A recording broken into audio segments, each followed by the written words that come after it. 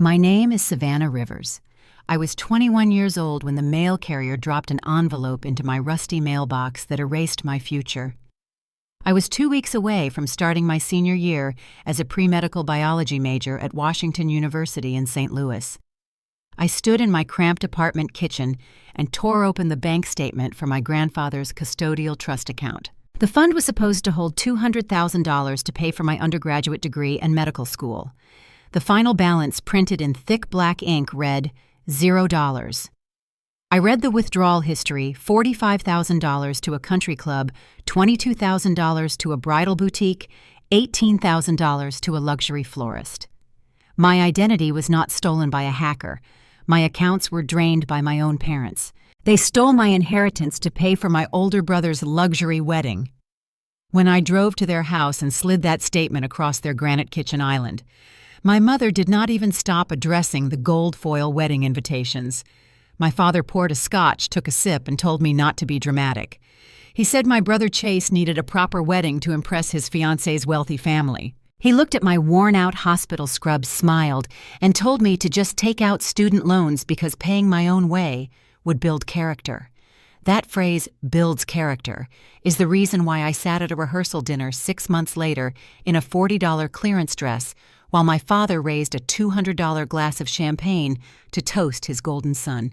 He thought my silence was submission. He had no idea that I had already made one phone call to the matriarch of our family and set a legal trap that would detonate 14 hours before the bride walked down the aisle. Welcome to Luke Vengeance, where we tell real stories about family betrayals and the moments the enablers lose everything. If you are listening right now, drop your age in the comments and hit subscribe, because the payoff in this story is something you will not want to miss. Let me take you back 6 months to the baseline of my existence. I spent my college years surviving on stale coffee and sheer willpower. I worked 30-hour weeks as a clinic scribe, typing patient charts until my fingers cramped just to buy groceries. My parents, Richard and Helen, lived in a pristine 4-bedroom colonial house in the suburbs. They drove European cars and attended charity galas. But whenever my rent was due, they claimed they were cash poor. My brother Chase lived a different reality. He is 6 years older than me and works as a consultant downtown, a vague title our father secured for him on a golf course. Chase drove a paid-off BMW and lived in a luxury loft.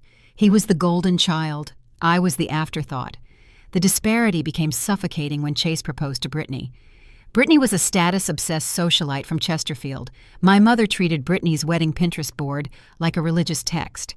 To keep up appearances with Brittany's parents, my mother and father began bleeding cash. They tasted imported caviars for the reception while I ate instant ramen between study sessions. They required my suffering to fund his pedestal. But I did not panic. I assumed I had my grandfather's trust fund as a guaranteed safety net. I had no idea that the true betrayal would start over a cup of coffee and a custom blue pen. The true nature of a family dynamic is rarely revealed in a shouting match. It usually surfaces in the quiet, unremarkable moments when you are too exhausted to notice you are being hunted. 3 days after my 21st birthday, I walked into my father's home office. My scrubs smelled like medical-grade sanitizer and stale cafeteria coffee. I had just finished a 14-hour overnight shift taking notes for an emergency room physician who communicated entirely in grunts and rapid-fire medical jargon. My feet ached inside my cheap sneakers, and my eyes burned from staring at fluorescent lights. Richard sat behind his heavy mahogany desk. The room was a monument to his ego. Leather-bound books he never read lined the shelves, and a faint odor of expensive scotch hung in the air. He wore a crisp white button-down shirt with the sleeves rolled up to his forearms, looking every inch the successful suburban patriarch. He tapped his fingers against a thick stack of printed documents. When I walked in, he offered a warm, practiced smile that reached his mouth but stopped short of his eyes. "Sit down for a second, kiddo," he said, pushing this paper stack across the polished wood. His voice held that casual, breezy tone he used when he wanted a favor without answering questions. "I need a quick signature. The accountant is adjusting your federal financial aid dependency status for the upcoming tax season. The university requires a standard release form to confirm you are still a full-time student living off campus." I sank into the leather guest chair, rubbing my temples. My brain was foggy, processing the request through a haze of sleep deprivation. I trusted him despite his clear favoritism toward my brother. Richard was still my father. He paid the mortgage. He carved the turkey at Thanksgiving. He was supposed to be the person who guarded the gates. He reached into his shirt pocket and pulled out his prized possession. It was a custom Mont Blanc pen, heavy and cold, with a distinctive vibrant blue ink. He uncapped it and held it out to me. "Just sign the bottom line," he instructed, pointing to a blank space below a dense paragraph of financial legalese. I did not read the fine print. I did not ask for a copy. I took the heavy pen and traced my name across the paper. The blue ink settled into the page, bright and permanent. He pulled the document back immediately, sliding it into a manila folder. "Thanks," he said, turning his attention back to his computer monitor. "Go get some sleep. You look terrible." I walked out of that room thinking I had just secured my financial aid for the fall semester. I did not know that with a few strokes of blue ink, I had just signed a legal waiver authorizing Richard to transfer the entirety of my late grandfather's custodial trust into his personal checking account. He looked his exhausted daughter in the eye, handed her a pen, and silently funded his son's golden life while leaving her to drown. The summer dragged on with the suffocating humidity unique to Missouri. While I studied for organic chemistry exams in a sweltering apartment with a broken window unit, my parents plunged into the wedding preparations like they were planning a royal coronation. Helen transformed the dining room into a command center of fabric swatches and catering menus. Brittany demanded perfection, and Helen delivered it with a frantic, desperate energy. Every time I visited, they were discussing another staggering expense: a live string quartet imported white orchids, a custom dance floor. Whenever I mentioned my upcoming senior year tuition deadline, they brushed me off. Richard would wave his hand and say they were cash poor from the deposit schedule, but I felt safe. I had the trust fund. 2 weeks before the fall semester began, the mail carrier dropped a standard envelope into my rusted mailbox. The return address belonged to the wealth management firm that held my grandfather's trust. I stood in my narrow kitchen, leaning against the humming refrigerator, and tore the envelope open. I expected a routine quarterly update. Instead, my eyes locked onto the final line. The bold black numbers read $0. The breath vanished from my lungs. My pulse hammered against my ribs loud enough to hear in my own ears. I scanned the transaction history on the second page. The ledger told a story of systematic, methodical theft. Wires transferred out in massive chunks: $45,000 to a premier country club, $22,000 to a bridal boutique, $18,000 to a luxury florist.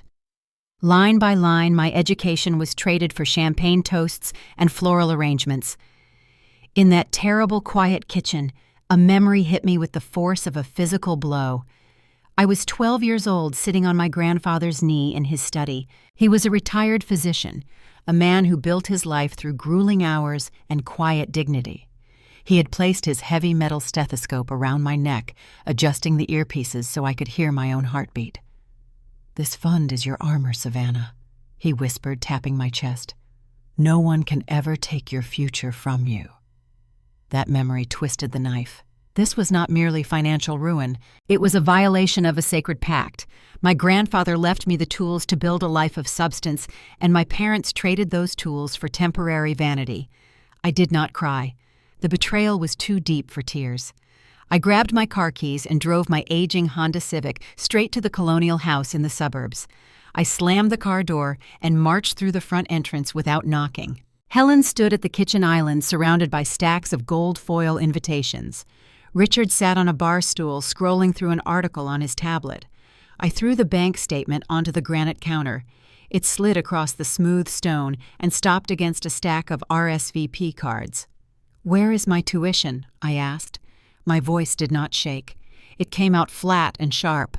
Richard glanced at the paper. He did not flinch. He did not look surprised. He let out a long, heavy sigh and took off his reading glasses, rubbing the bridge of his nose. He was preparing to deliver a performance. "Savannah, I did not want to worry you until we knew for sure," he said, keeping his tone gentle and paternal. "The market took a sudden downturn. The mutual funds your grandfather chose were volatile. The money is gone. I am so sorry." I stared at him. The sheer audacity of the lie paralyzed me. They did not confess. They blamed Wall Street. Helen stepped forward, placing a hand on her hip. "We are all making sacrifices right now, Savannah," she added, her tone laced with irritation. "You are smart. You can figure out student loans. Do not be selfish and ruin this season for your brother." Before I could form a response, the front door opened. Chase and Brittany walked into the kitchen, laughing loudly. Chase held a thick receipt in his hand. "We secured the custom ice sculpture," Brittany announced, dropping her designer handbag onto a chair. $12,000, but the artist promised it will not melt for at least 6 hours. It is going to look incredible next to the raw bar. Brittany turned and noticed me standing rigid by the counter. She looked at my faded sneakers and the dark circles under my eyes. She wrinkled her nose in distaste. "You look exhausted, Savannah," she chirped, tilting her head. "You really need to invest in some self-care before the wedding." They stood there discussing a $12,000 block of frozen water paid for with my stolen future while telling me to take out loans. I looked at the bank statement on the counter. Then I looked at Richard. He offered a tight, warning glare, telling me to keep my mouth shut. I folded the statement, slid it into my pocket, and walked out the door into the blazing summer heat. I knew Richard was lying about the stock market, but I needed physical proof. The real nightmare began the next morning when my phone pinged with an urgent automated email from the university bursar's office. If I did not pay my fall semester balance of $28,450 by Friday afternoon, I would be administratively dropped from all classes and forfeit my spot in the medical school prerequisite lab. The theft was no longer just an abstract betrayal. It was a ticking clock threatening to execute my entire academic career. The automated email from the university bursar was not a request. It was an eviction notice. I sat on the edge of my mattress, staring at the glowing screen of my laptop. My fall semester balance was $28,450. The deadline was Friday afternoon. If the payment did not clear, I would be administratively dropped from all my classes. That meant forfeiting my hard-earned spot in the advanced anatomy laboratory. Without that specific prerequisite, my medical school applications would be automatically rejected. The theft of my inheritance had morphed from a quiet betrayal into an active execution of my academic future. I took the morning off from the hospital clinic and walked across campus to the financial aid office. The room smelled like ozone and cheap carpet cleaner. A counselor with tired eyes typed my student identification number into her computer. The mechanical click of her keyboard echoed in the small space. She looked at the screen and gave a tight, sympathetic smile that offered zero solutions. "Your expected family contribution is too high," she explained, pointing a manicured finger at the monitor. "Because your father claims a substantial income on your federal forms, you do not qualify for emergency need-based grants. The system assumes your parents are covering the cost." I walked out of the administrative building into the suffocating Missouri heat. The bitter irony curled in my stomach. Richard used his high-income status to lock me out of university assistance while simultaneously draining my only source of independent wealth to pay for imported caviar and floral arrangements. I had $1,400 in my checking account. It was barely enough to cover rent and groceries for the month. I needed a substantial down payment to secure a tuition extension and keep my classes. I pulled my keys out of my pocket and looked at the silver Honda logo. My 2014 Civic was my only asset. It represented my independence, my safety, and my ability to commute to my clinical shifts. Desperation forces people into dark corners. I drove to the industrial edge of the city and pulled into the cracked asphalt lot of a short-term lending office. Neon signs buzzed in the front window, advertising fast cash. The interior was divided by thick bulletproof plexiglass. I slid my vehicle title through the narrow slot at the bottom of the window. The man on the other side barely looked at me. He printed out a dense contract with a predatory 30% interest rate. By signing the document, I surrendered the equity of my car for a fraction of its value. If I missed a single high-interest payment, they would repossess my vehicle. I signed the paper, took the cashier's check, and walked back out to the parking lot. The physical weight of that interest rate pressed down on my chest, making it difficult to breathe. To save money on gas, I began leaving my car parked at my apartment and started taking the city transit to the hospital. The daily commute became a grueling 2-hour ordeal. The diesel engine of the bus rattled my teeth. The seats were sticky and smelled of old rain. During one of these endless rides, my phone vibrated in my scrub pocket. It was a text message from Helen. "Did you pick up your mauve bridesmaid dress yet? Brittany is worried the alterations will take too long, and she needs the bridal party to look cohesive for the photographer." I stared at the screen while the bus lurched over a pothole. My mother cared more about the aesthetic cohesion of tulle fabric than the fact that her daughter was pawning her only transportation to survive their greed. The physical and emotional exhaustion burned away the last remnants of my grief. Grief requires a target capable of feeling remorse. My parents were incapable of it. The sorrow hardened into a cold, calculated rage. Richard claimed the stock market wiped out my grandfather's trust. I knew that was a lie. Mutual funds do not drain to zero overnight without leaving a paper trail. I needed physical documentation. I needed to map the exact route my money took from my secure account to my brother's lavish lifestyle. The perfect opportunity arrived the following Saturday. Helen, Richard, Chase, and Brittany had an appointment at a high-end bakery in Chesterfield for a luxury cake tasting. Helen had bragged to the neighbors about the rare imported vanilla bean paste the pastry chef was using. I knew a tasting of that caliber would take a minimum of 3 hours. I waited until I saw Helen post a photo of the bakery entrance on her social media feed. Then I drove my car to their suburban colonial house and used my old brass key to unlock the front door. The house was silent and smelled of expensive citrus candles. I bypassed the pristine living room and walked directly down the hall to Richard's home office. The mahogany desk sat in the center of the room. His computer was locked behind a password I did not know. But Richard was an old-school businessman. He trusted paper more than digital clouds. I moved to the heavy metal filing cabinets tucked into the corner of the room. I pulled the top drawer open. My hands moved quickly, sorting through the hanging tabs. Home insurance, property taxes, medical records. Near the back, I found a thick, unmarked manila folder. I pulled it out and opened it on the desk. The truth was laid out in crisp, black-and-white invoices. There was a receipt from the country club. The deposit matched the $45,000 wire transfer from my trust account perfectly. There was an invoice from the luxury florist for $18,000, another from the bridal boutique for $22,000. Line by line, the financial ledger tracked the systematic dismantling of my medical school fund. I dug deeper into the folder, pushing aside catering contracts and bank deposits. At the very bottom, I found a single sheet of paper that made the blood freeze in my veins. It was a photocopy of the trust release form. I picked it up, holding it by the edges. The legal jargon authorized the wealth management firm to liquidate the custodial account and transfer the balance to Richard. At the bottom of the page was my signature. I stared at the ink. Even in a photocopy, the vibrancy of the blue ink was distinct. A memory clicked into place with terrifying clarity. 3 days after my 21st birthday, I had sat in this exact room, exhausted from an overnight shift. Richard handed me a stack of papers and told me the accountant needed a signature to adjust my federal aid dependency status. He had reached into his shirt pocket and handed me his prized possession, a heavy custom Mont Blanc pen filled with bright blue ink. He told me to sign the bottom page. He did not just trick me into signing a bad deal. He took the signature page from the fake tax document and physically attached it to the trust release form. My own father looked me in the eye, handed me his expensive pen, and forged my consent to steal my future. This was not a misunderstanding. It was a calculated felony. I took my phone out of my pocket and turned on the camera. I took clear, high-resolution photos of every single country club invoice.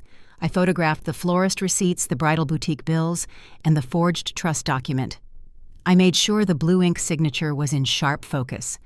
When I had captured every piece of evidence, I carefully placed the papers back into the unmarked folder and slid it into the exact position in the filing cabinet drawer.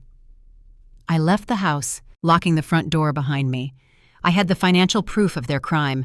I could track the money from the trust to the wedding vendors. But to build an undeniable legal trap, I needed proof of their intent.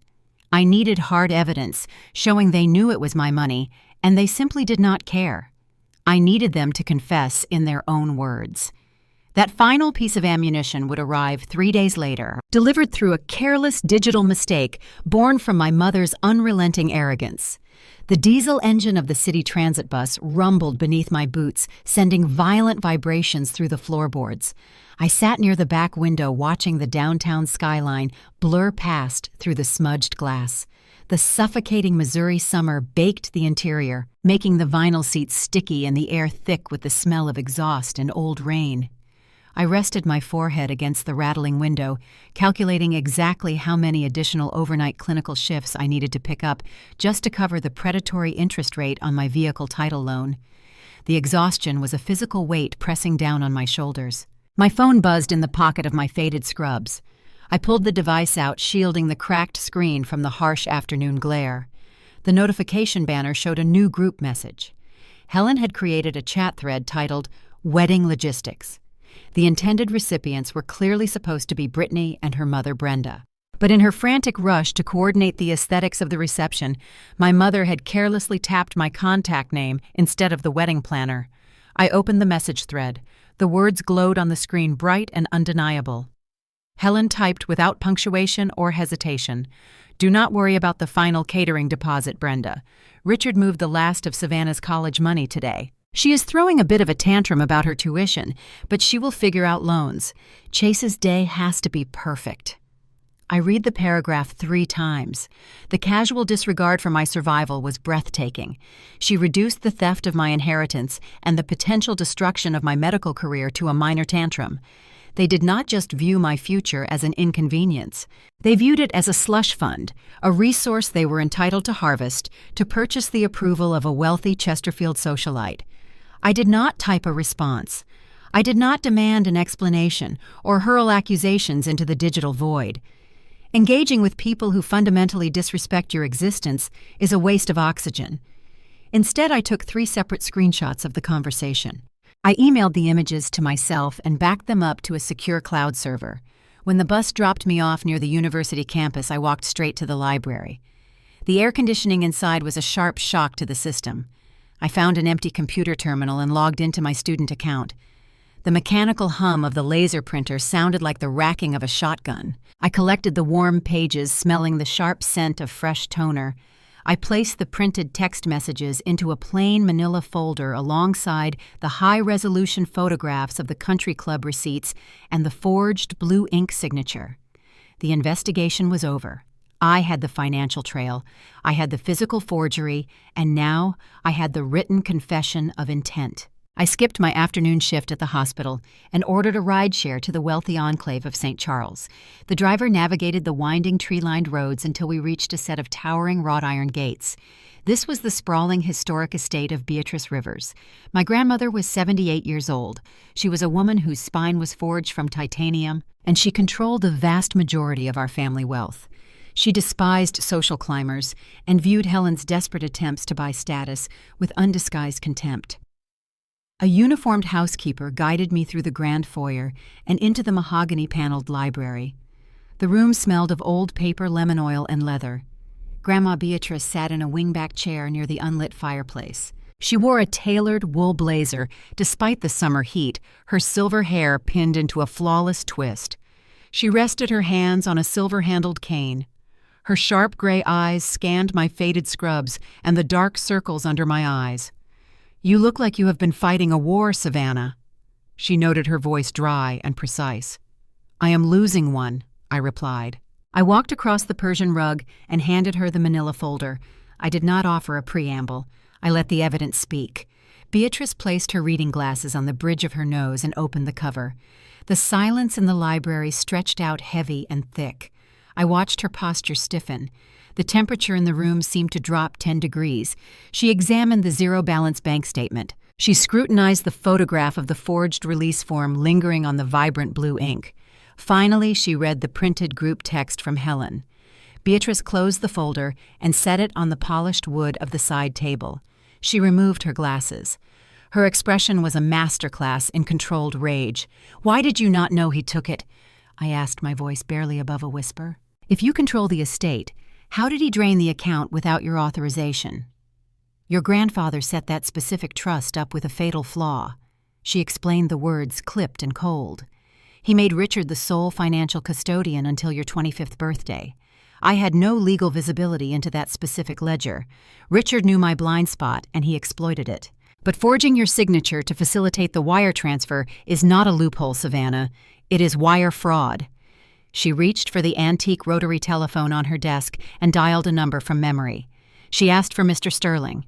He was her personal estate attorney, a ruthless man who treated litigation like a blood sport. "We are initiating a forensic audit," she instructed the lawyer. "Freeze everything you can touch." She hung up the receiver and looked at me. "Do not say a single word to your parents," she ordered. "Let them have their little party. We are going to build a trap." 3 days later, Mr. Sterling summoned us to a private conference room in his downtown firm. The glass walls overlooked the city skyline. He laid out a series of financial disclosures on the conference table.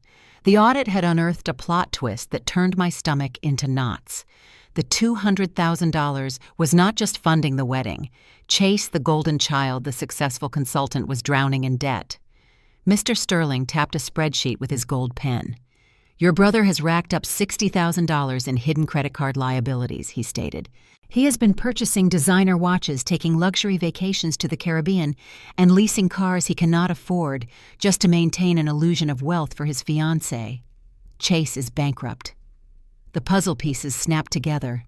Richard did not just steal my medical school fund to buy ice sculptures and orchids.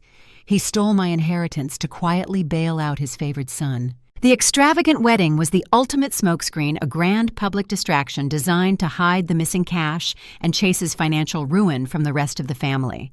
Richard and Helen were so desperate to maintain the facade that they had leveraged their own suburban home to the limit. They had taken out a second mortgage to cover their daily expenses. If they were forced to repay my trust fund immediately, the bank would foreclose on their house. Mr. Sterling leaned forward, folding his hands. "We have the proof of forgery. We have the admission of intent. We can file an emergency injunction and stop this wedding today. Savannah, we can freeze the vendor accounts right now and watch the event collapse before the weekend." Sama. I looked at the spreadsheet detailing Chase's luxury vacations. I thought about the rattling diesel engine of the city bus. I thought about the predatory loan officer sliding cash under the bulletproof glass while taking the title to my car. I thought about Richard handing me his Mont Blanc pen and smiling while he signed away my future. "No," I said. My voice was steady. My voice was, "If we stop the wedding now, they will play the victims. Helen will tell everyone in Chesterfield that a legal error ruined her son's special day. They wanted a spectacle. They demanded an audience. Let them have the audience." Grandma Beatrice smiled. It was a sharp, predatory expression that mirrored my own. The timeline was set. The legal snare was armed. But to ensure they walked blindly into the execution, I had to deploy a diversion. I had to return to their house, look them in the eye, and pretend they had won. Returning to the scene of a crime requires a specific type of psychological endurance. The difficulty multiplies when the perpetrators are your own parents sitting across from you at a polished mahogany dining table, passing a porcelain bowl of roasted vegetables. I had just spent the afternoon in a downtown law firm, mapping out a federal wire fraud case against the man carving the Sunday roast. Now I had to look him in the eye and pretend he had won. The strategy Grandma Beatrice and I developed required a flawless diversion. If Richard and Helen suspected I knew the truth about the forged signature or Chase's secret $60,000 credit card debt, they would panic. They might attempt to shift assets or flee the legal jurisdiction.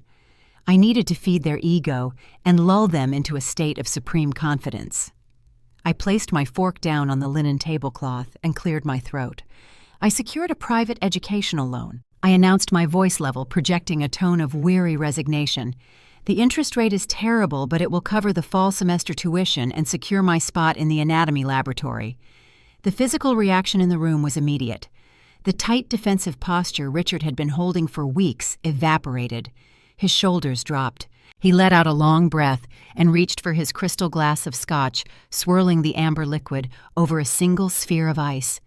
I saw the profound relief wash over his features. He was not relieved because his daughter had narrowly avoided academic ruin. He was relieved because he believed his theft was permanently buried. "I told you things would work out," Richard said, offering a benevolent, paternal smile. He leaned back in his chair, resting one hand on his chest. "It is a shame the stock market wiped out your grandfather's trust, but borrowing money builds character. You will appreciate your medical degree much more when you pay for it yourself." I stared at the man who had used a blue Mont Blanc pen to steal $200,000 from his own child. The sheer magnitude of his delusion was staggering. He had told the market crash lie so many times, he seemed to actually believe his own fiction. He was playing the role of the sympathetic father, guiding his daughter through a tough financial climate. Helen did not even bother offering fake sympathy. She saw my supposed loan as a green light to escalate her demands. "Since your tuition is handled, you have no excuse to avoid helping with the reception," she stated, cutting a piece of chicken. "Brittany is overwhelmed. You need to pick up the slack. Since you are not contributing financially, you must contribute your time." For the next 3 weeks, I became an unpaid servant to the people who had bankrupted me. Helen weaponized my compliance, viewing my silence as submission. I spent my rare days off from the hospital clinic performing humiliating errands designed to maintain their high society facade. I stood in the stifling heat of our cramped laundry room, steaming 6 layers of mauve tulle on the bridesmaid dresses. The industrial steamer spit boiling water onto my knuckles, leaving red, blistering burns across my skin. I did not complain. I treated the physical pain as a tether keeping me grounded in the reality of the trap I was building. The most agonizing task occurred 10 days before the ceremony. Helen handed me a thick cardstock envelope and ordered me to deliver the final design specifications to the artisan carving the reception centerpiece. I rode the city transit bus for an hour to an industrial park on the outskirts of the county. The artisan's workshop was essentially a giant walk-in freezer. The temperature plummeted the second I stepped through the heavy insulated doors. A man in a heavy thermal coat led me to the center of the room. Resting on a steel table was a massive block of crystal-clear ice. He showed me the stencils for the $12,000 design. It was going to be a pair of swans taking flight, their wings intricately carved to catch the ballroom lighting. He talked for 20 minutes about the structural integrity of the frozen water and how he would transport it in a refrigerated truck. I stood in the freezing room shivering in my thin scrub jacket, looking at a $12,000 vanity project funded by my stolen inheritance. I thought about the predatory loan officer holding the title to my Honda Civic.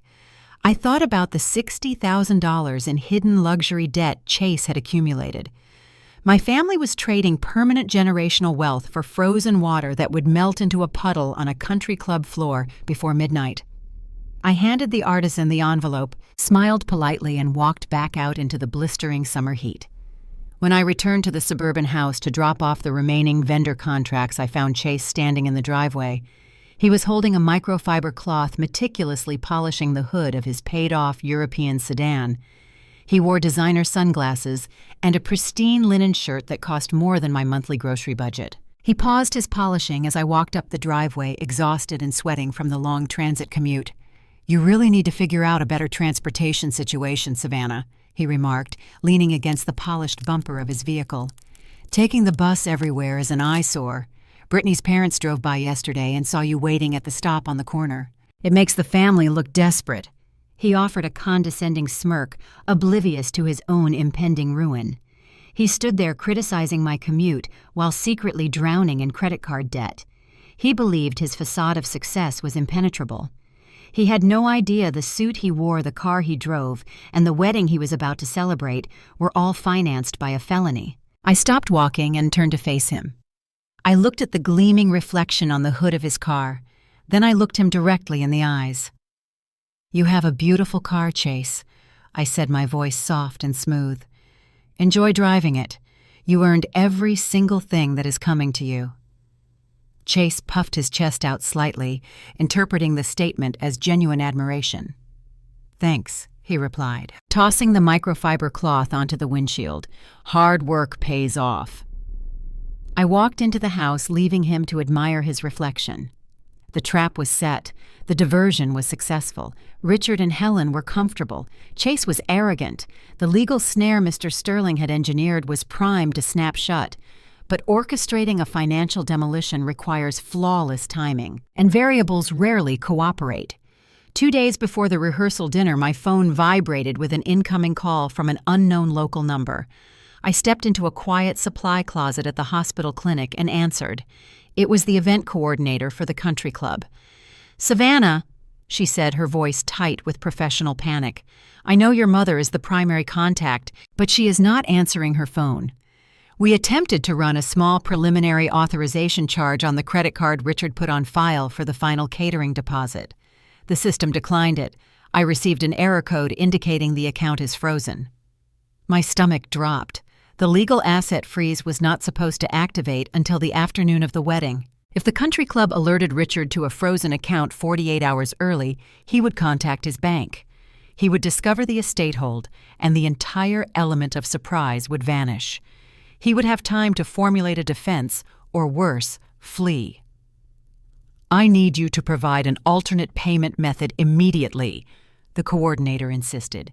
"If we do not clear this authorization by 5 o'clock today, the venue manager will cancel the floral delivery and halt the kitchen prep." The walls of the supply closet felt like they were closing in. I had to stop the country club from calling my parents without using a single dollar of my own non-existent money. The entire 14-month timeline of suffering, the forged signature, the bus rides, the blistering steam burns hinged on surviving the next 3 hours. The narrow hospital supply closet smelled of sterile gauze and chemical antiseptic. I stood wedged between metal shelving units, pressing my phone against my ear. The walls felt like they were shrinking. The event coordinator for the country club waited on the line, her impatient breathing audible through the small speaker. She needed an alternate credit card number to clear the preliminary catering deposit. If I failed to provide one, she would alert the venue manager and halt the entire reception preparation. If that happened, Richard would receive a phone call, and my 14-month investigation would collapse in an afternoon. I kept my voice low and even. "There is a strict security protocol on that specific account," I told her, staring at a box of surgical gloves. "My father uses that card for high-level corporate transactions. The bank triggers an automatic fraud alert when multiple luxury charges process in the same week. Do not call him. He is in a board meeting and will be furious if he is interrupted for a banking algorithm. Run the card again in exactly 2 hours. The security flag will expire and the charge will clear." The coordinator hesitated. The silence stretched for 5 seconds before she sighed. 2 hours, Savannah. If it declines again, I have to notify your parents and freeze the floral deliveries." She disconnected the call. I immediately dialed the direct line for Mr. Sterling. The estate attorney answered on the second ring. I quickly explained the situation, detailing the declined authorization at the country club. I heard the sharp, rhythmic clicking of his computer mouse in the background as he navigated his legal portals. "Richard has his personal accounts leveraged to the breaking point."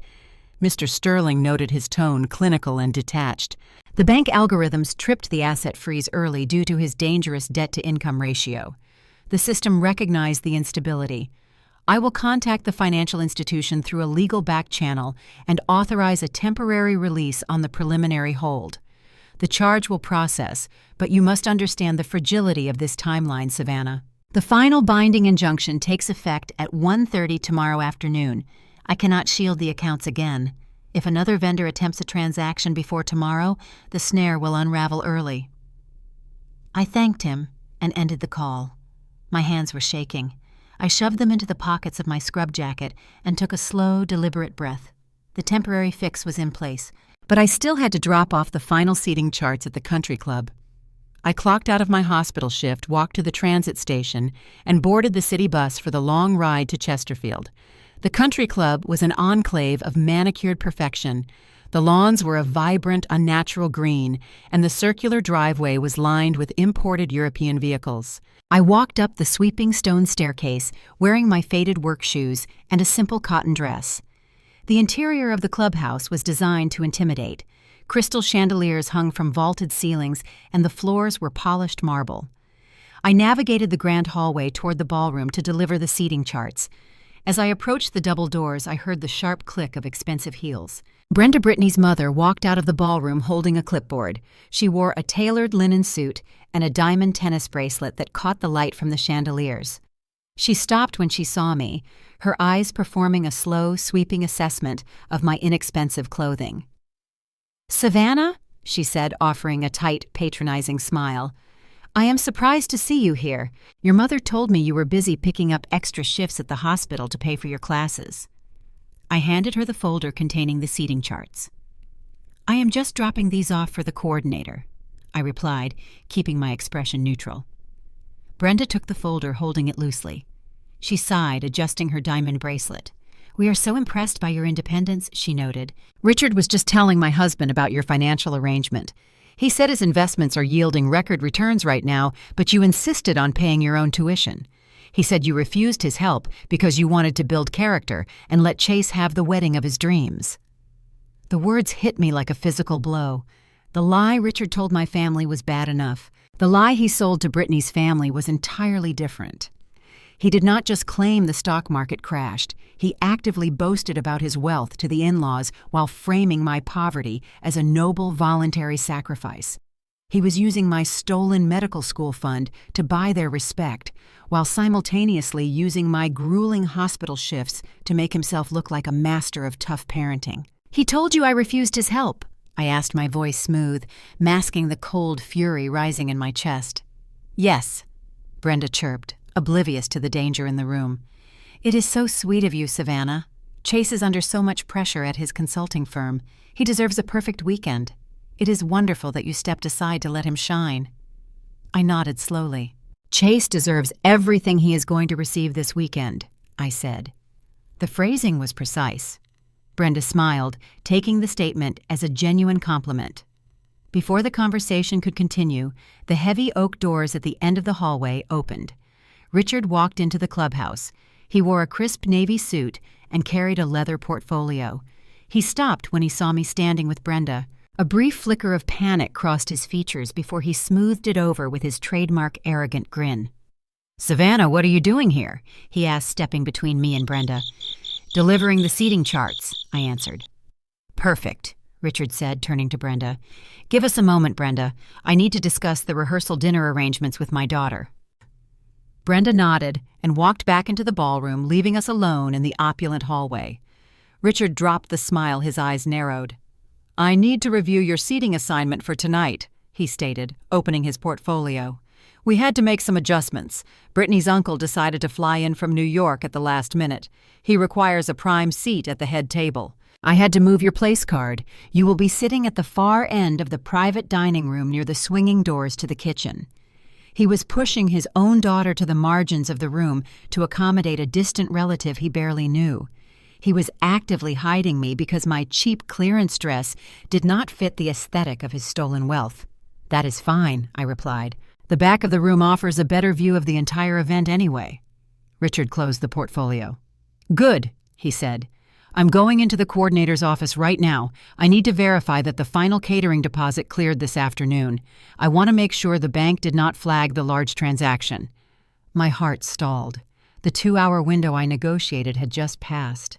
"Mister?"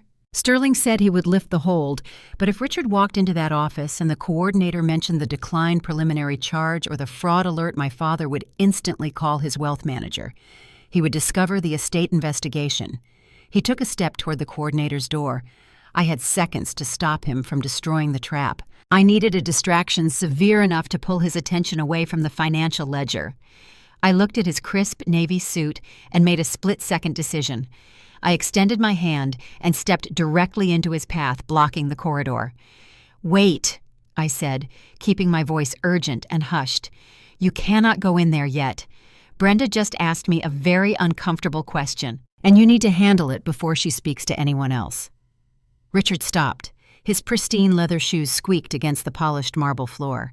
He frowned his hand, hovering inches from the brass handle of the coordinator's office. "What are you talking about?" he demanded. "What did she ask you?" "She asked why the country club downgraded the reception open bar from the premium tier to standard house liquors." I lied smoothly, maintaining unbroken eye contact. "She said the venue manager told her the credit card on file had a strict spending limit. She wanted to know if you were having liquidity issues. She is in the ballroom right now threatening to call her husband to pay the difference because she refuses to serve cheap vodka to her country club friends." The reaction was instantaneous. The blood drained from Richard's face and then rushed back in an angry dark flush. His vanity was his ultimate weakness. The thought of his wealthy in-laws questioning his financial superiority struck the exact nerve I needed to hit. He forgot all about the catering deposit. He dropped his leather portfolio onto a nearby credenza. "That is outrageous," he hissed, adjusting his silk tie. "I paid for the highest tier package. I will not have that woman insulting my portfolio in front of the event staff." He spun on his heel and marched down the grand hallway toward the ballroom double doors, ready to wage a war over a fabricated slight. I watched his rigid shoulders disappear into the crowd. The moment the doors swung shut, I grabbed the brass handle and slipped inside the coordinator's office. The event manager sat behind a wide mahogany desk, staring intently at her dual computer monitors. She looked up startled by my sudden entry. I shut the solid wood door behind me, muffling the ambient noise of the clubhouse. "Did the manual override process?" I asked, keeping my tone flat. She let out a long breath and slumped back into her ergonomic chair. "Yes," she replied, rubbing her temples. "It just cleared 30 seconds ago. The bank removed the security flag.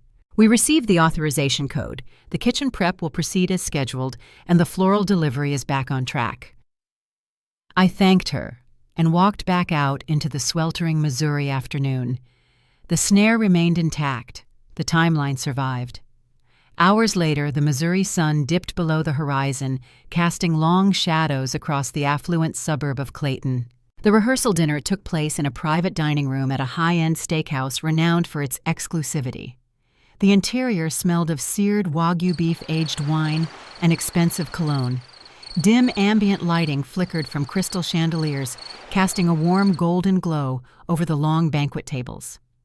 I arrived in my $40 clearance dress, the synthetic fabric scratched against my collarbone, a sharp physical reminder of the disparity in the room. True to his threat, Richard had exiled me to the far edge of the room. My place card rested on a small table shoved near the swinging doors of the kitchen. Every few minutes, a server rushed past carrying heavy trays of roasted vegetables and carved meats, the rush of hot kitchen air blowing across my shoulders. I sat alone, sipping a sweating glass of tap water. I watched the elite guests mingle and laugh. Women in tailored silk-wrapped dresses traded hollow compliments, while men with silver watches discussed real estate portfolios. At the center of the head table, Chase wore a custom-tailored suit. He smiled and kissed Brittany's cheek, playing the role of the humble, successful groom. He looked bulletproof. When the main courses were cleared, Richard stood up. The room quieted. He picked up a silver spoon and tapped it against a crystal flute.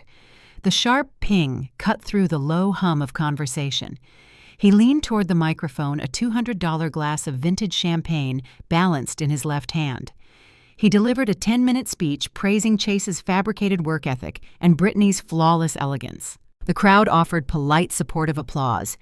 Then he turned his gaze toward the back of the room, searching the shadows until his eyes locked onto mine.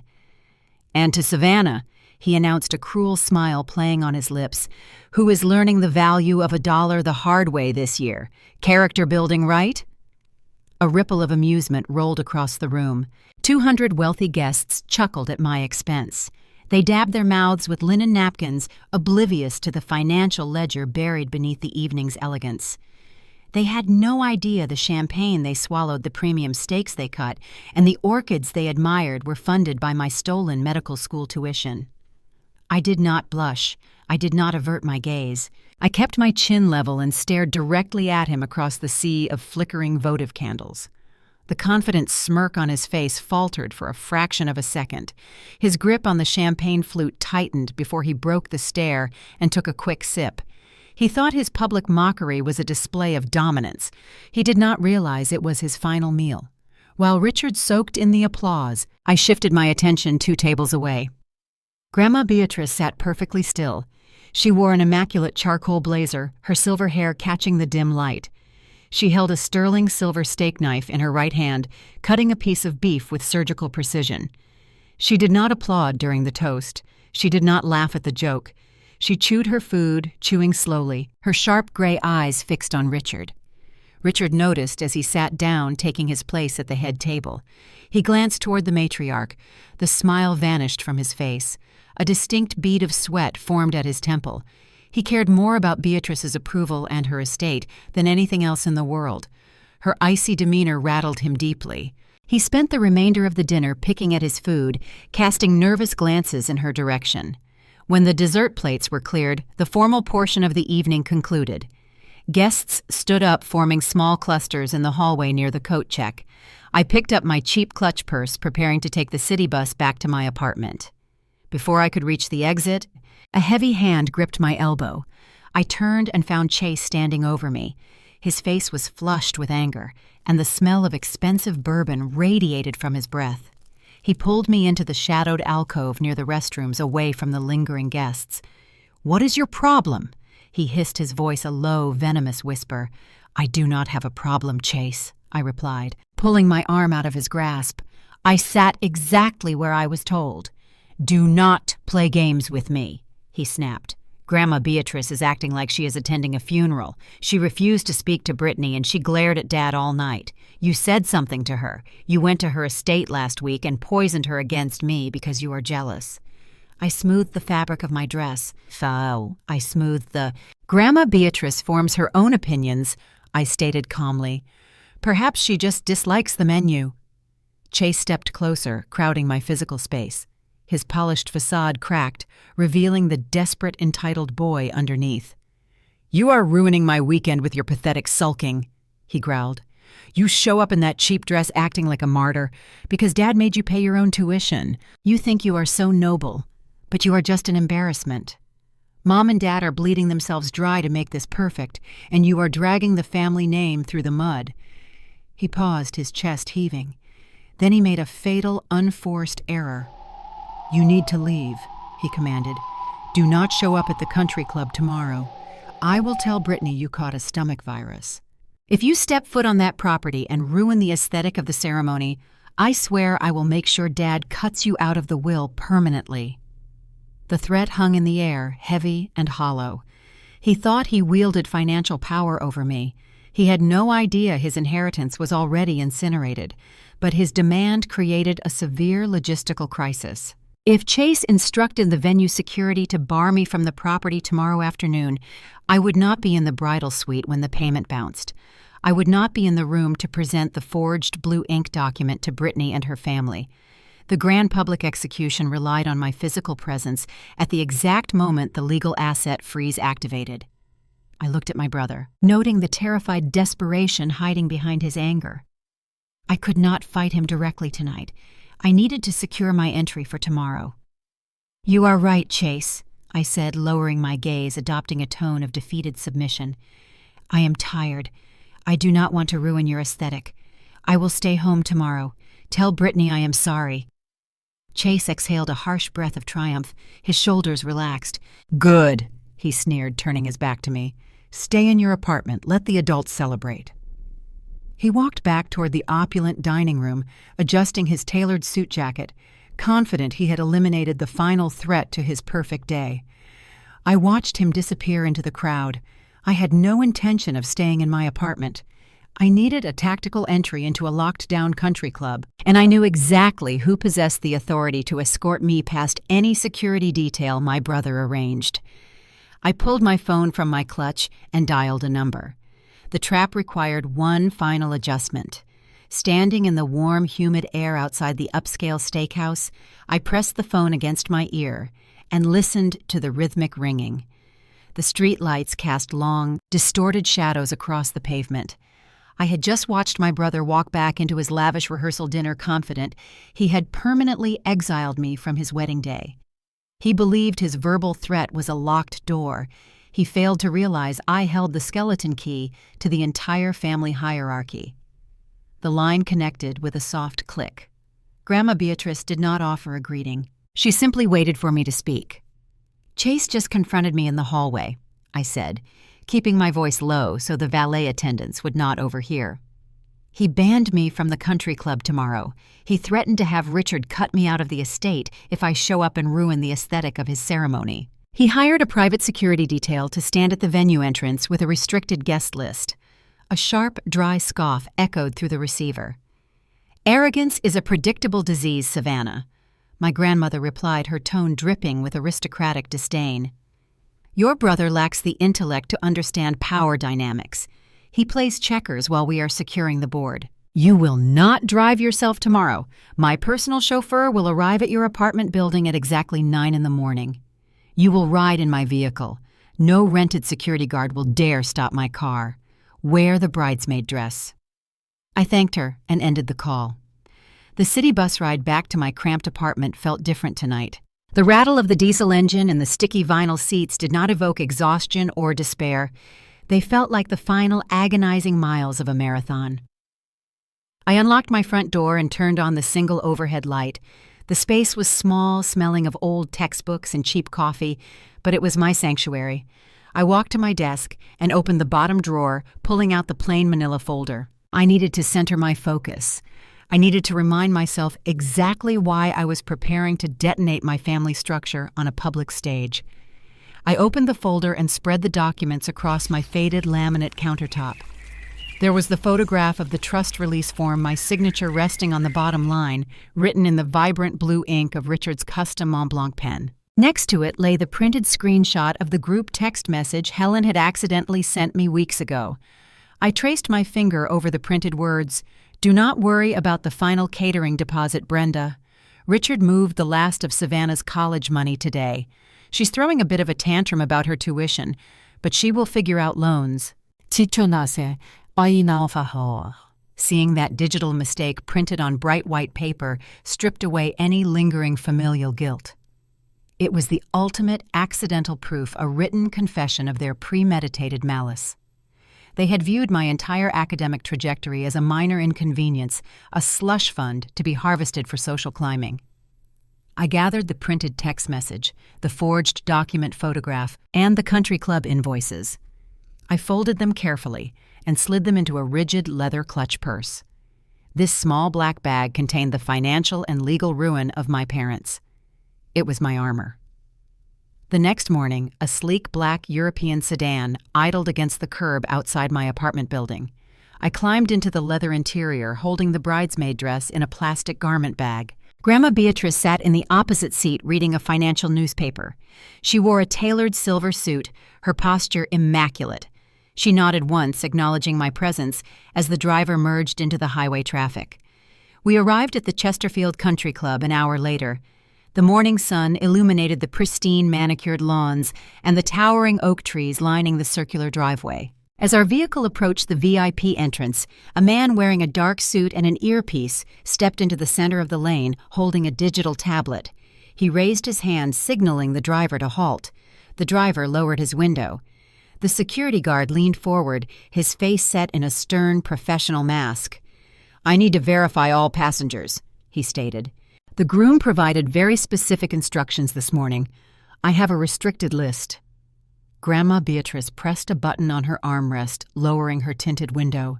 She leaned toward the opening, locking her sharp gray eyes onto the guard. "I am Beatrice Rivers," she announced, her voice cold and unyielding.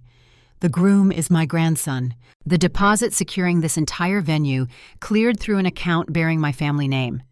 If you do not step aside and open that gate, I will contact the board of directors and ensure your private security firm loses its contract with this facility before noon." The guard paled, his professional mask shattered, replaced by immediate panic. He glanced at the tablet, then back at the imposing matriarch in the back seat. He swallowed hard, took 2 steps backward, and signaled his partner to open the heavy iron gates. We rolled through the entrance without another word. The interior of the country clubhouse was a chaotic hive of activity. Florists rushed past carrying massive arrangements of white orchids. Catering staff pushed carts of crystal glassware toward the ballroom. We navigated the grand hallway and opened the double oak doors leading into the bridal suite. The room smelled intensely of aerosol hairspray, expensive floral perfume, and high-stakes anxiety. 5 bridesmaids clustered around a mimosa bar, while makeup artists worked frantically under bright vanity lights. Brittany sat in the center chair, hyperventilating over a minor smudge on her custom silk robe. Helen stood behind her, barking orders at a terrified venue coordinator. The heavy oak doors clicked shut behind us. The noise in the room died instantly. Helen froze her hand, hovering in the air. She stared at me, her eyes wide with shock and fury. Before she could launch an attack, Chase stormed out of the adjoining groomsmen lounge. His face was flushed dark red, his jaw clenched tight. "I told you to stay home," he hissed, marching toward me. "I gave specific instructions to security. You are leaving right now." He reached out to grab my arm. Grandma Beatrice stepped out from the shadowed doorway, placing her silver-handled cane firmly between us. Chase recoiled as if he had been burned. "I requested her presence, Chase." Beatrice stated, her tone dangerously soft. "Is there a problem with my guest list?" Chase's posture collapsed. His shoulders rounded, and the arrogant sneer vanished from his face. He was financially broke, secretly drowning in credit card debt, and terrified of losing his inheritance. He could not afford to insult the matriarch of the family. "No, grandmother," he stammered, forcing a tight, unnatural smile. "Of course not. We are glad she is here." Beatrice moved toward the seating area, claiming a high-backed leather chair. Chase retreated to the lounge, running a trembling hand through his styled hair. Helen immediately grabbed my wrist and dragged me into the corner near the wardrobe racks. Her fingernails bit into my skin. "What are you doing?" she whispered, her voice dripping with venom. "You are going to ruin the aesthetic. Go into the bathroom and put that dress on right now. Do not speak to Brittany's family. Do not touch the catering. Stand in the back and keep your mouth shut." I looked at my mother, noting the frantic desperation in her eyes. She was a woman holding a fragile illusion together with lies and stolen money. "I will be perfectly quiet, Mom," I replied, offering a smooth, hollow smile. "I am just here to watch the timeline unfold." I took the plastic garment bag into the marble bathroom and changed into the mauve dress. The synthetic fabric scratched against my skin, a deliberate choice by Brittany to ensure no one outshone her. I picked up my black leather clutch, feeling the rigid edges of the manila folder hidden inside. I returned to the suite and stood near the back wall, blending into the shadows exactly as instructed. The analog clock on the wall ticked toward noon. The tension in the room thickened as the ceremony approached. My phone vibrated deep inside my clutch. I opened it, shielding the screen from the vanity lights. It was an urgent text message from Mr. Sterling. "The primary asset freeze is executing through the federal network," the message read. However, Richard's personal banking institution is attempting a courtesy verification call to his cell phone regarding the rejected funds. If he answers that call, he will discover the injunction prematurely and notify the venue manager before the public vendor collapse. You must prevent him from taking that call. I looked across the crowded bridal suite. Richard stood near the mimosa bar, laughing with Brittany's father. He held a crystal glass in one hand and his smartphone in the other. As I watched the screen on his device illuminated, the phone began to vibrate against the table. He glanced down, recognizing the banking institution caller identification. He set his glass down and reached for the device, ready to answer the call that would ruin the entire trap. The phone vibrated against the polished wood of the mimosa bar. The screen illuminated, displaying the distinct logo of the banking institution. Richard set his crystal champagne flute down and extended his hand toward the device. He was one swipe away from answering the courtesy fraud alert. If he connected that call, the bank representative would inform him of the federal injunction. He would alert the venue manager, and the trap would unravel before the public audience ever took their seats. I had less than 2 seconds to act. I did not think. I moved. I stepped forward, my cheap synthetic heels slipping intentionally on the smooth marble floor. I threw my weight sideways, colliding directly into the mimosa station. My shoulder struck the heavy crystal pitcher of orange juice and champagne. The heavy vessel tipped over the edge of the table, plummeting toward the floor. The pitcher shattered upon impact. A tidal wave of sticky cold liquid splashed upward, cascading directly over Richard's crisp navy suit and saturating his smartphone. The device slipped off the edge of the table and landed face down in the expanding puddle of juice and shattered crystal. Richard let out a sharp, guttural shout, jumping backward. He stared at the dark stain blooming across his tailored trousers. He reached into the puddle and snatched his phone. The screen flickered twice, flashed a distorted green line, and then went entirely black. The call was silenced. The device was dead. Helen shrieked, rushing forward with a handful of cocktail napkins. She began dabbing frantically at his ruined suit. "What is wrong with you?" she snapped, glaring at me over her shoulder. "You clumsy idiot, you ruined his trousers." I stood up, brushing a stray shard of crystal from the hem of my mauve dress. "I am so sorry," I said, keeping my voice quiet and submissive. My heel caught on the grout line. I lost my balance. Richard did not look at me. His jaw clenched so tight the muscles leaped beneath his skin. He squeezed the dead phone in his fist, his knuckles turning stark white. He was furious about the suit, but the loss of his primary communication device during a high-stakes social event rattled him deeply. He threw the ruined phone into a nearby wastebasket. "Get out of my sight!" He growled, his voice vibrating with barely contained rage. "Go stand in the corner and do not move until the photographer arrives." I retreated to the shadows near the wardrobe racks, leaning my spine against the cool wallpaper. From across the room, Grandma Beatrice caught my eye. She sat in her high-backed leather chair, her silver-handled cane resting across her lap. She offered a microscopic nod, a silent acknowledgement of the tactical strike. Watching my father desperately try to dry his suit while his ruined phone sat in the trash, my mind anchored on the specific afternoon that sealed his fate. The true execution of his financial empire did not begin in this bridal suite. It began weeks earlier on a sweltering Tuesday when I decided to bypass his authority and go straight to the architect of our family wealth. I had skipped my afternoon clinical shift at the hospital. The exhaust fumes of the city bus felt inadequate for the mission ahead, so I ordered a private rideshare to the sprawling historic estate in St. Charles. The property belonged to Beatrice Rivers. My grandmother was 78 years old. She possessed a spine forged from titanium, and she controlled the bulk of the estate. When the housekeeper ushered me into the mahogany-paneled library, the air felt heavy with the scent of old paper, lemon oil, and leather. Beatrice sat near the unlit fireplace, reviewing a stack of investment portfolios. She lowered her reading glasses and assessed my faded scrubs and the dark circles bruising the skin under my eyes. She asked why I was not at the hospital completing my pre-medical requirements. I walked across the Persian rug and handed her the plain manila folder. I did not offer a tearful preamble. I sat in the leather chair opposite her and let the empirical data speak. Beatrice opened the cover. The silence in the library stretched out thick and suffocating. I watched her posture stiffen. The temperature in the room seemed to drop 10 degrees as her sharp gray eyes scanned the documents. She read the final line of the bank statement registering the zero balance. She scrutinized the photograph of the trust release form lingering on the vibrant blue ink of Richard's forged signature.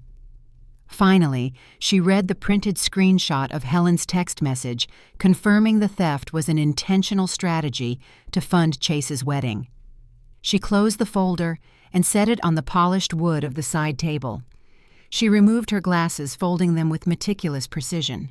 Her expression transformed into a masterclass of controlled rage. "Why did you not know he took it?" I asked, my voice barely above a whisper.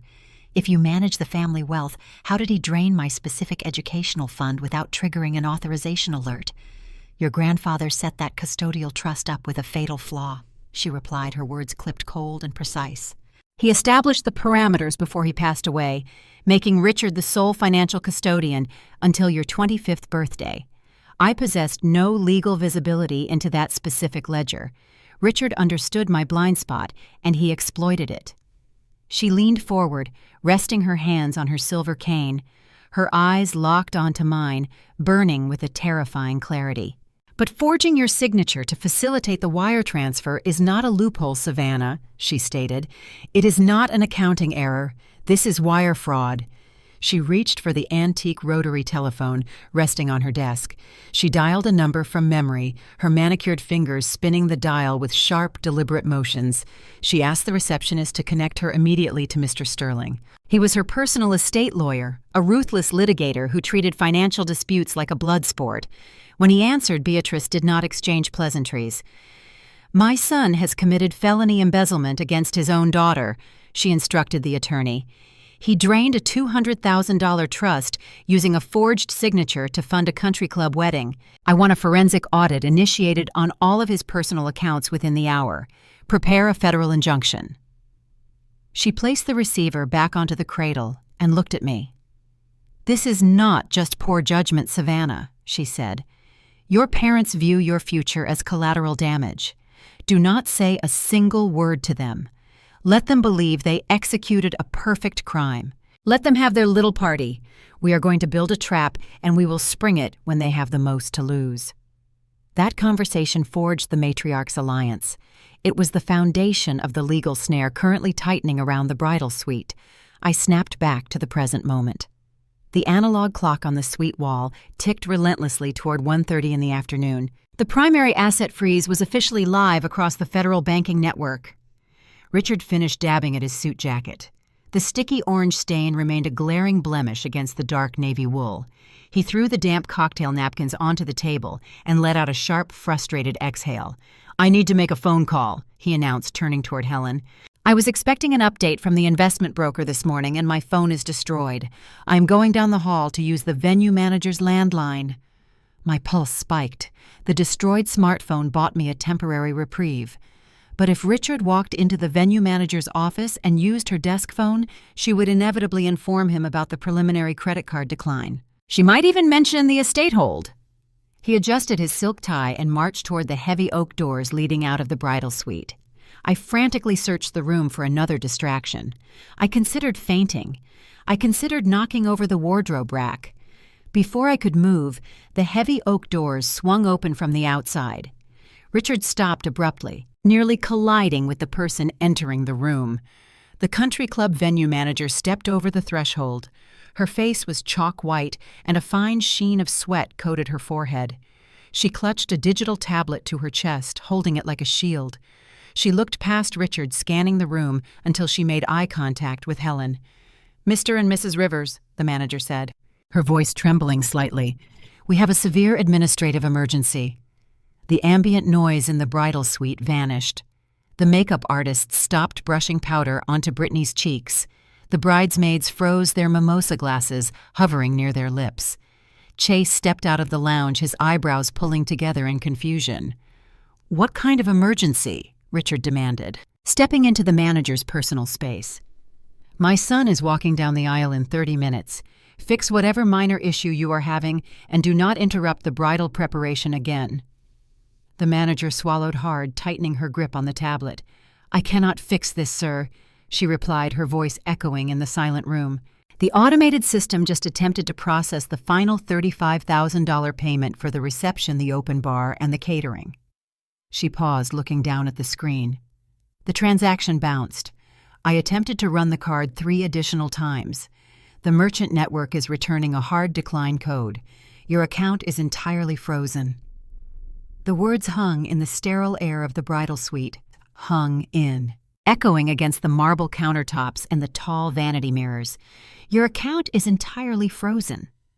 Richard stared at the venue manager, the arrogant certainty that defined his entire existence fractured.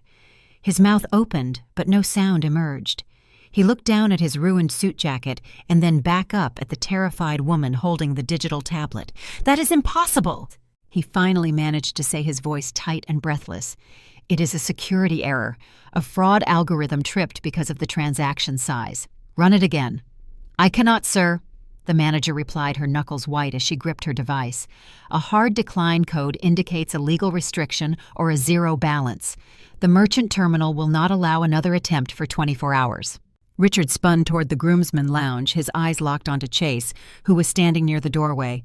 "Chase, give her your corporate card," he barked, holding his hand out. "Just put the final balance on your account to clear the hold. I will wire you the funds on Monday morning after I sort this out with the bank." Brittany turned in her chair, her custom silk robe pooling around her ankles. "Just give her the card, babe," she urged, her tone laced with frantic impatience. "My parents have 300 guests taking their seats in the garden. We cannot have a billing dispute right now." Chase did not move. The color drained from his face, leaving his skin the shade of old parchment. He stared at his father, his eyes wide and vacant. His hands remained frozen at his sides. He did not reach for his wallet. The silence stretching between the golden sun and his desperate father was the physical manifestation of the secret I carried. Watching Chase stammer and sweat under the vanity lights, my mind drifted back to the glass-walled conference room in downtown St. Louis. I remembered sitting across from Mr. Sterling, the estate attorney, listening to the rhythmic tap of his gold pen against a stack of financial dossiers. The forensic audit Mr. Sterling conducted had unearthed a truth that made my stomach turn. I had spent weeks believing Richard stole my inheritance purely to fund a lavish reception. The reality was far more insidious. The stolen educational trust was not just paying for imported orchids and premium open bars.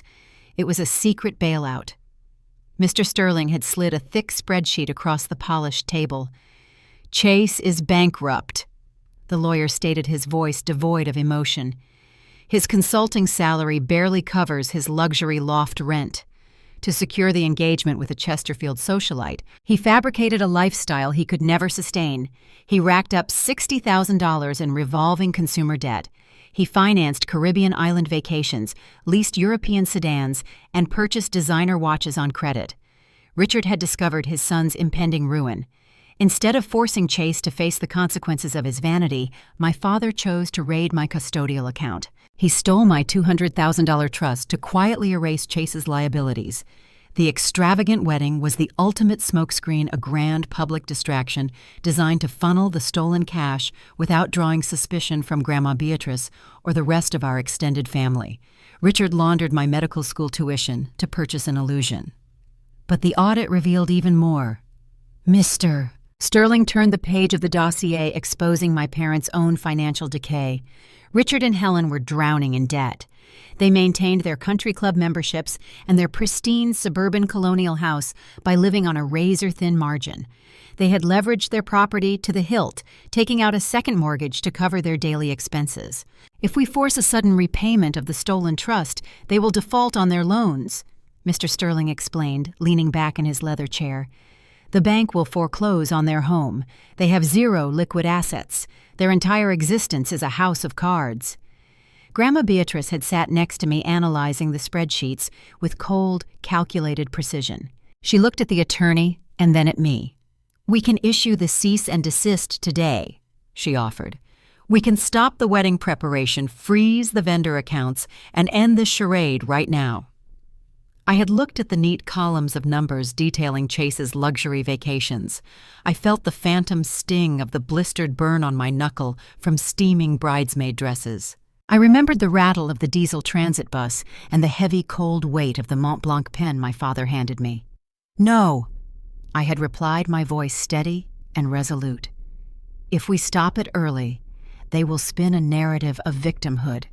Helen will tell the neighborhood a banking error ruined her son's special day. They wanted a spectacle. They demanded an audience. Let them have the audience." And Grandma Beatrice smiled a sharp, predatory expression that promised absolute ruin. The trap was set to spring on Saturday afternoon at exactly 1:30.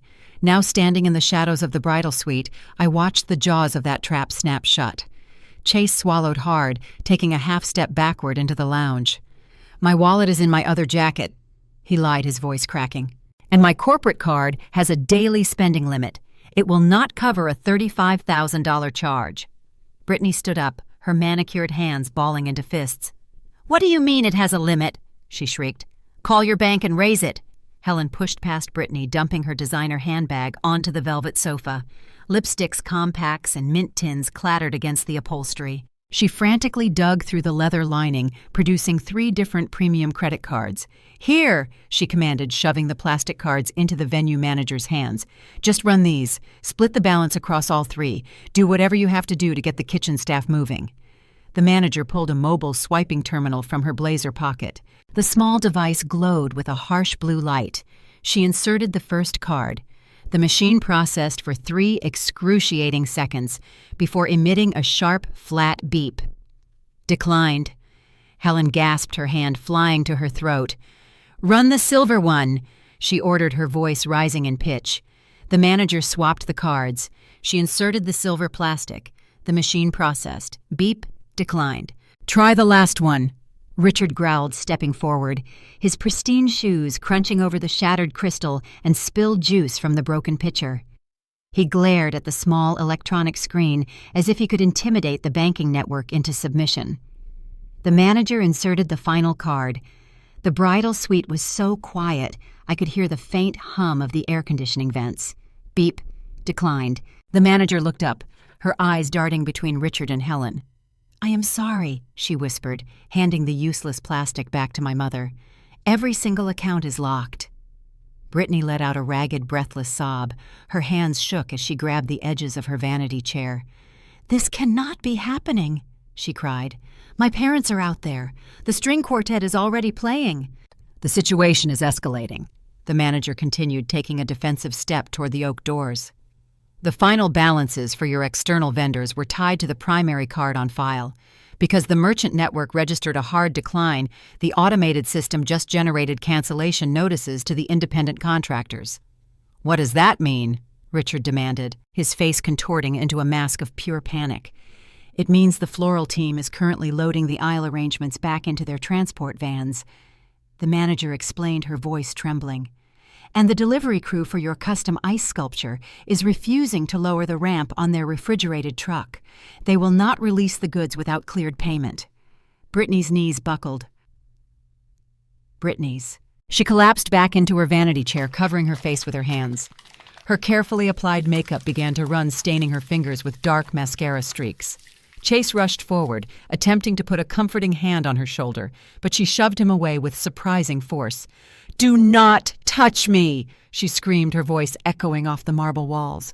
Fix this right now! This." Before Chase could formulate a pathetic excuse, the heavy oak doors swung open again. Brenda marched into the bridal suite. Her tailored linen suit was impeccable, but her face was thunderous. She held her smartphone in the air, the screen displaying an active text message thread. "I just spoke to the catering director in the hallway," Brenda announced, her eyes sweeping the room until they locked onto Richard. "He informed me the kitchen is shutting down the ovens because the Rivers family accounts are frozen." "Richard, what is going on here?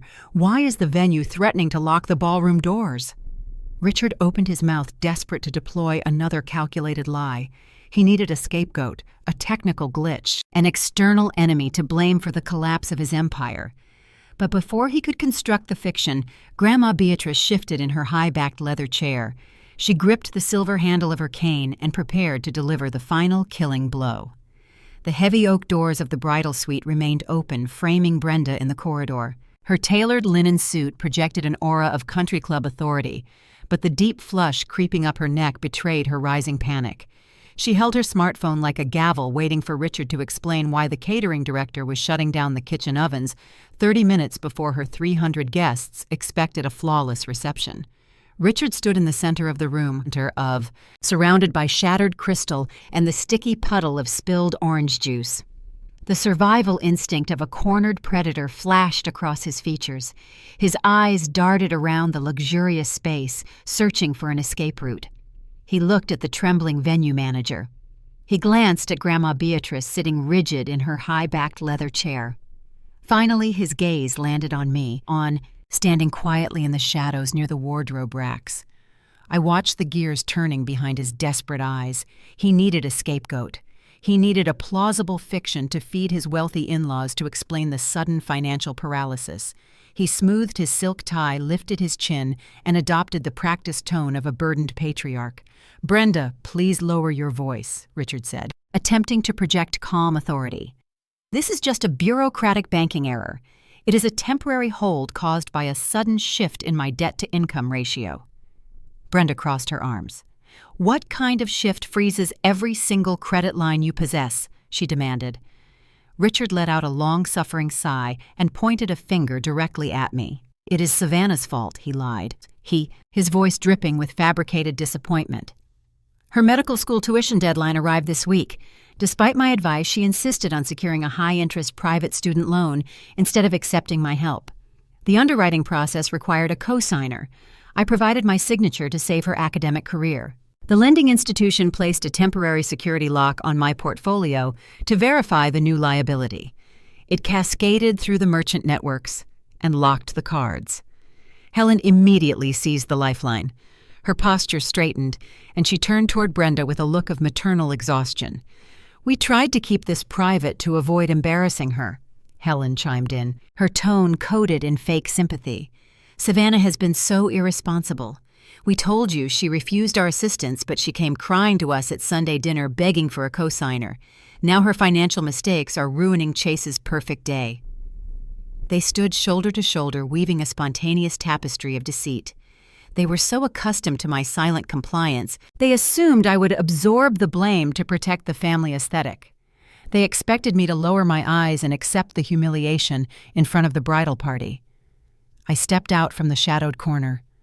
The synthetic fabric of my mauve dress rustled against the marble floor. I did not lower my eyes.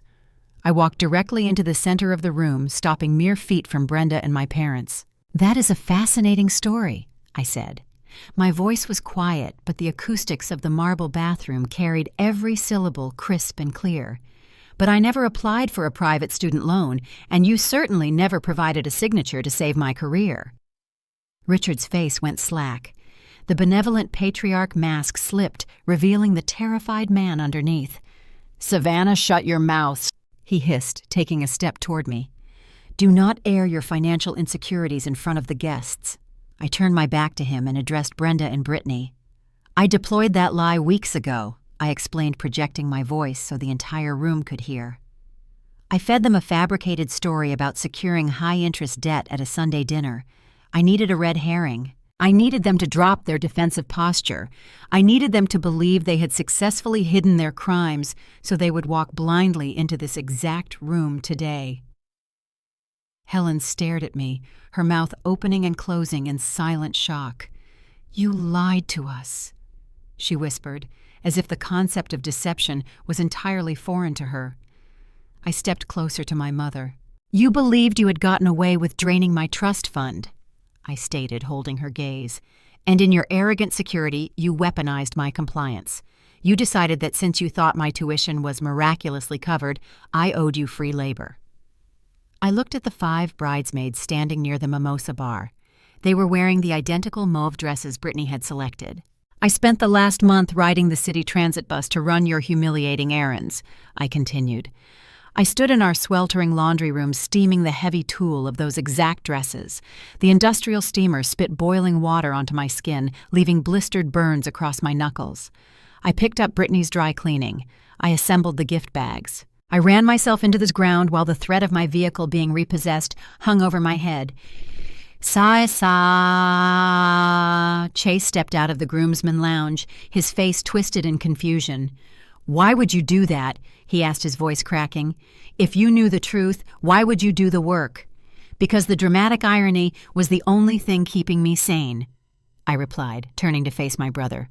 "I endured the menial labor because it kept all of you oblivious." I shifted my attention back to Helen. "You forced me to deliver the final design specifications to the artisan carving the centerpiece," I reminded her. "You bragged to every neighbor in our subdivision about the $12,000 ice sculpture. You boasted about the intricate wings of the swans taking flight. You gloated about your refined taste while standing on top of a financial landmine." Brittany let out a choked sob, pressing her hands over her ears, as if she could physically block the truth from entering her mind. I smiled and steamed the hideous fabric of this dress. I said, gesturing to my own clothing. "I ran your errands because I knew the reality of this timeline. I knew that exquisite ice sculpture was never going to see the inside of the ballroom. I knew the moment the vendor attempted to run the final charge, the transaction would bounce. I knew the centerpiece you bragged about was going to melt into a puddle of unpaid debt on the loading ramp of a refrigerated truck." The bridal suite descended into a suffocating paralysis. The air grew thick and heavy. The bridesmaids exchanged terrified glances, realizing they were captive audience members to a high society implosion. Brenda looked at Richard, the illusion of his wealth shattering in her eyes. She saw him not as a successful consultant and investor, but as a desperate liar drowning in his own deceit. "So there is no banking error?" Brenda asked, her voice dropping an octave, replacing her panic with cold, aristocratic fury. "You are just broke. You cannot pay for this reception." Richard opened his mouth, raising his hands in a placating gesture. "Brenda, please let me call my broker. I can liquidate some assets on Monday." "You do not have any assets left to liquidate," a new voice echoed across the room. Every head turned toward the seating area. Grandma Beatrice sat perfectly upright in her high-backed leather chair. She had remained silent for the entire confrontation, letting my parents dig their own graves with their desperate lies. Now she gripped the silver handle of her cane and tapped the metal ferrule against the marble floor. The sharp crack snapped through the room like a gunshot. The matriarch was ready to finish the execution. To comprehend the sheer magnitude of the devastation unfolding in that bridal suite, you have to understand the invisible ticking clock that governed the entire morning. While Richard desperately spun lies to Brenda about banking errors and private student loans, he was completely unaware of the precise legal machinery operating in the background. The morning of the wedding, the tension in the bridal suite was suffocating. I stood near the expansive vanity mirrors, feeling the rough friction of synthetic tulle against my skin. I was forced into an itchy mauve bridesmaid dress that Brittany had selected specifically to wash out my complexion. She wanted a muted backdrop for her grand entrance, and my physical discomfort was simply a bonus feature of her aesthetic vision. Hair and makeup artists buzzed around the room, deploying clouds of aerosol spray and dusting translucent powders over the bridal party. Helen floated through the chaos, holding a crystal flute of orange juice and champagne. She was entirely oblivious to the financial guillotine swinging toward her neck. She viewed the bustling contractors and the lavish floral deliveries as permanent monuments to her social climbing success. Helen noticed my rigid posture and cornered me by the mirrors. She set her drink on the marble counter and reached up to adjust my collar, her fingernails digging slightly into my shoulder. "Do not look so miserable, Savannah," she hissed, her voice pitched low to avoid the attention of the hired stylists. "Brittany's family is very observant. They are scrutinizing every detail today. Just smile and pretend you belong here." I looked at my mother in the mirror. I studied the deep lines of stress hidden beneath her professional makeup.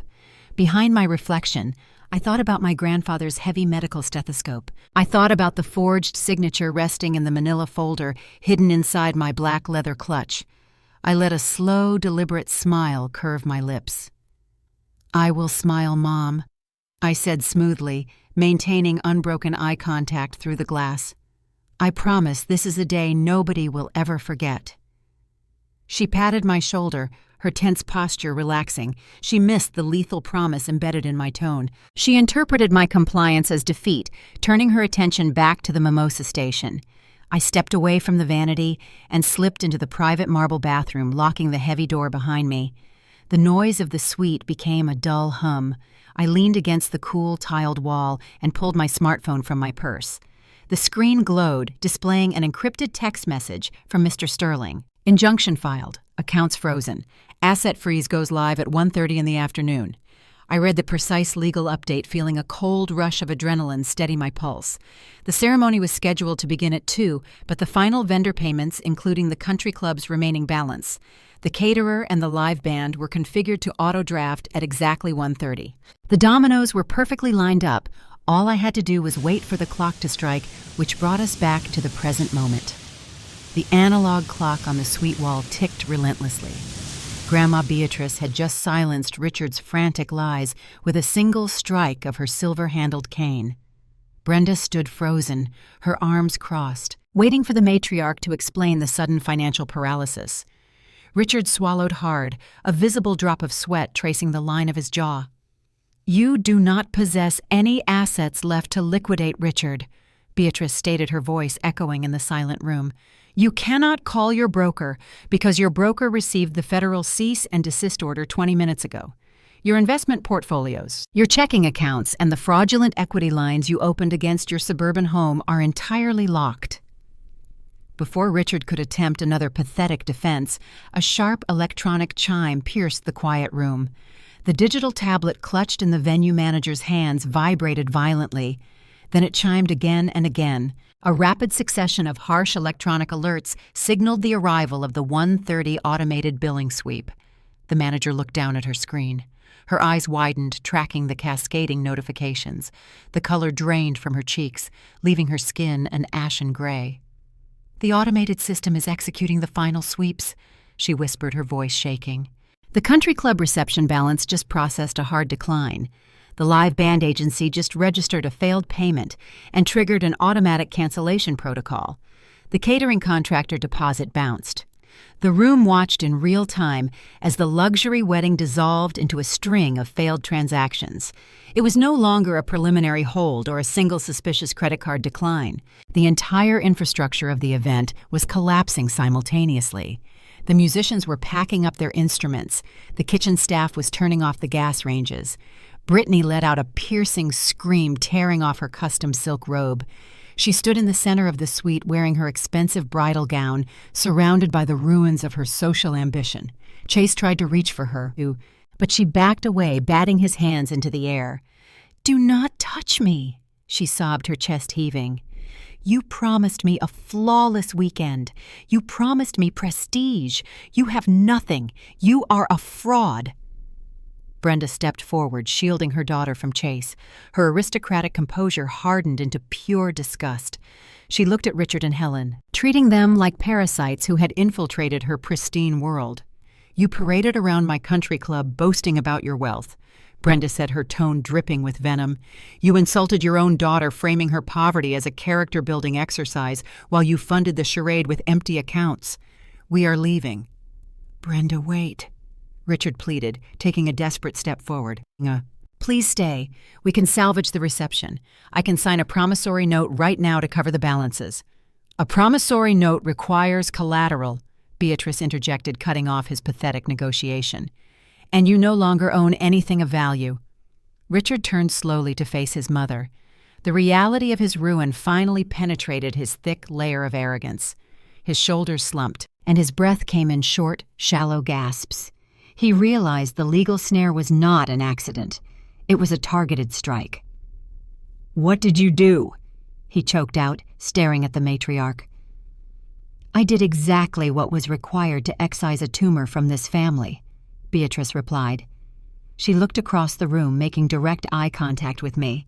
She offered a slight approving nod. "Savannah, show them the paperwork. Show them exactly how this tumor was financed." I reached into my black leather clutch. My fingers brushed against the rigid edges of the plain manila folder. I pulled it out, the stark yellow paper contrasting sharply with the elegant surroundings of the bridal suite. Every eye in the room tracked my movement. The moment of absolute public reckoning had finally arrived. The heavy oak doors of the bridal suite remained open, allowing the frantic sounds of the collapsing reception to drift into the room. The clatter of catering carts rolling backward down the marble corridor provided a chaotic soundtrack to the exact moment I opened the manila folder. I stepped toward the glass coffee table in the center of the seating area. The overhead vanity lights reflected off the polished surface. I pulled the first document from the stack. It was the official bank statement for the custodial trust. I laid it flat on the glass. The bold black numbers of the zero balance sat in stark contrast to the crisp white paper. "This is the financial ledger for my medical school education," I announced, my voice steady and clear. It was a trust established by my grandfather. 2 weeks ago, I received this statement confirming the account was drained. Brenda stepped forward, her tailored linen suit rustling. She leaned over the table, her eyes scanning the itemized withdrawal history. She traced the printed lines, tracking the wire transfers: $45,000 to the Chesterfield Country Club, $22,000 to the bridal boutique, $18,000 to the luxury florist. Her manicured fingers stopped at the final total. "You funded this entire event with her inheritance?" Brenda asked, looking up at Richard. Her voice carried the cold, sharp edge of high society disdain. "You paraded around my home boasting about your robust investment portfolios, and you were secretly stealing from your own child." I was not finished. I pulled the second document from the folder. It was the high-resolution photograph of the legal release form. I placed it next to the bank statement, tapping my finger against the signature line. 3 days after my 21st birthday, my father called me into his home office. I continued, keeping my gaze locked on Richard. I had just finished a 14-hour overnight clinical shift. He handed me a stack of papers and claimed he needed a signature to adjust my federal financial aid dependency status. He gave me his prized custom Mont Blanc pen, the one with the vibrant blue ink. I signed the bottom page, trusting the man who raised me. Richard swallowed hard, a prominent vein pulsing in his neck. He opened his mouth, but the words died in his throat.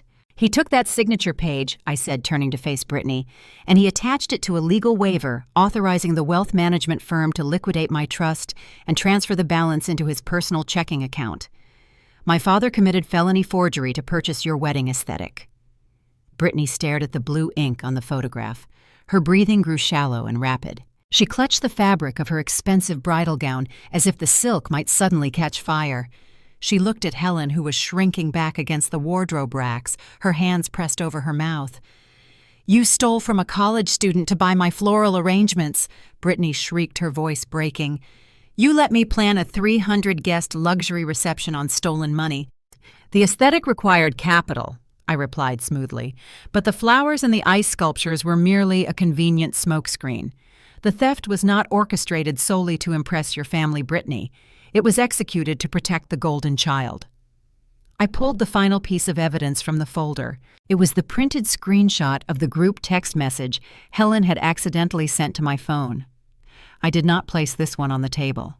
I handed it directly to Brenda. "Read it," I instructed. Brenda adjusted her posture and held the paper up to the light. Her eyes narrowed as she recognized her own name in the text. She read the words aloud, her tone dripping with rising fury. "Do not worry about the final catering deposit, Brenda. Richard moved the last of Savannah's college money today. She is throwing a bit of a tantrum about her tuition, but she will figure out loans. Chase's day has to be perfect." Helen let out a ragged sob covering her face. Richard stared at the floor, the remnants of his pride dissolving into dust. Brenda crushed the paper in her fist. "You referred to her stolen future as a minor tantrum," she hissed, glaring at Helen. "You treated my daughter like a prop in your pathetic attempt to pretend you belong in our social circle." The country club venue manager cleared her throat from the doorway, interrupting the confrontation. She looked terrified, but the logistical reality of the venue required her to speak. "Excuse me," and she stammered. "The florist is actively removing the altar arrangements from the garden. The refrigerated truck containing the custom ice sculpture just drove out of the service gate. The vendor contracts stipulate that if the final balances bounce, the property must be vacated immediately. I need you to clear this suite." Brittany spun around and marched toward Chase. The groom was standing near the lounge doorway, looking like a cornered animal. His custom-tailored suit suddenly appeared hollow and unearned. "Fix this," Brittany demanded, striking his chest with the flat of her hand. "Call your firm. Call your bank. You are a senior consultant. Wire the $35,000 right now and stop them from dismantling my reception." Chase refused to make eye contact with her. He looked at the floor, shifting his weight from foot to foot. "I cannot," he whispered. "Why not?" she screamed. "Because he is bankrupt," I answered, stepping around the glass table. Chase flinched, his head snapping up to glare at me. "Shut your mouth, Savannah," he growled, a desperate warning in his tone. "You do not dictate the terms of this room anymore, Chase," I stated. Maintaining my position, I looked at Brittany. "The grand consulting career is an illusion. Your fiancé leased European cars and financed Caribbean island vacations using consumer credit. He racked up $60,000 in hidden revolving debt trying to convince you he belonged in your tax bracket. Richard discovered the debt. Instead of letting his son face the consequences, my father raided my trust fund to quietly erase the liabilities." Brittany stumbled backward, shaking her head. Her mascara ran down her cheeks, tracing dark, jagged lines across her flawless makeup. "You are broke," she asked, her voice dropping to a devastated whisper. "You lied to me for 2 years." "I wanted to give you the life you expected," Chase pleaded, reaching for her hands. "I was going to pay it off after my next promotion. I just needed time." "You needed a bailout," Brenda corrected, stepping between her daughter and the disgraced groom, "and you forced your sister to fund it." The humiliation was absolute.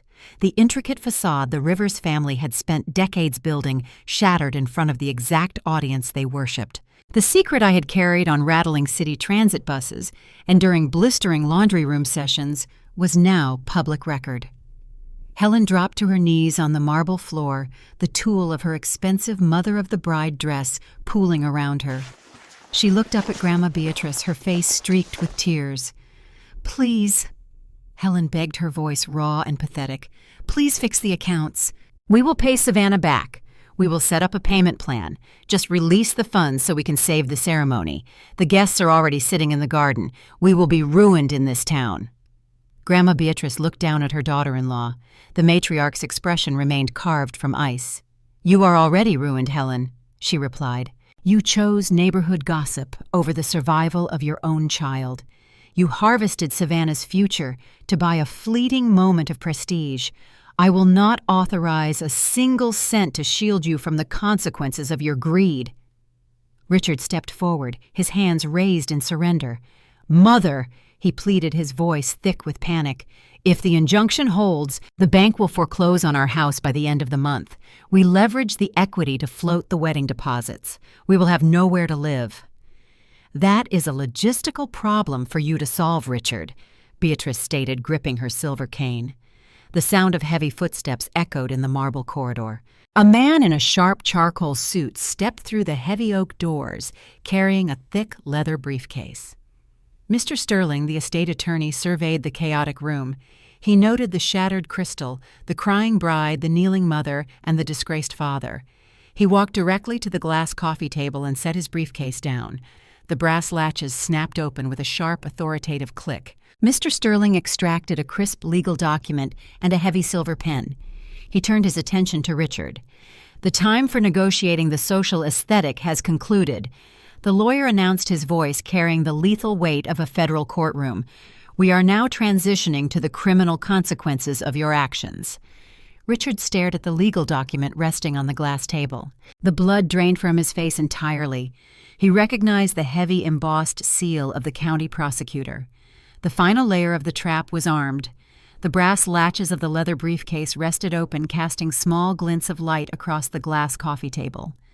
Mr. Sterling stood tall, adjusting the cuffs of his charcoal suit. He possessed the terrifying calm of a predator who had already cornered its prey. He arranged two distinct stacks of paper on the polished surface, positioning them parallel to the photograph of the forged trust release. Richard stared at the documents. The blood had entirely retreated from his face, leaving his skin a pale, sickly gray. He recognized the heavy, embossed seal of the county prosecutor stamped on the first stack. "The time for negotiating your social standing has expired," Mr. Sterling announced, his voice resonating with the lethal authority of a federal courtroom.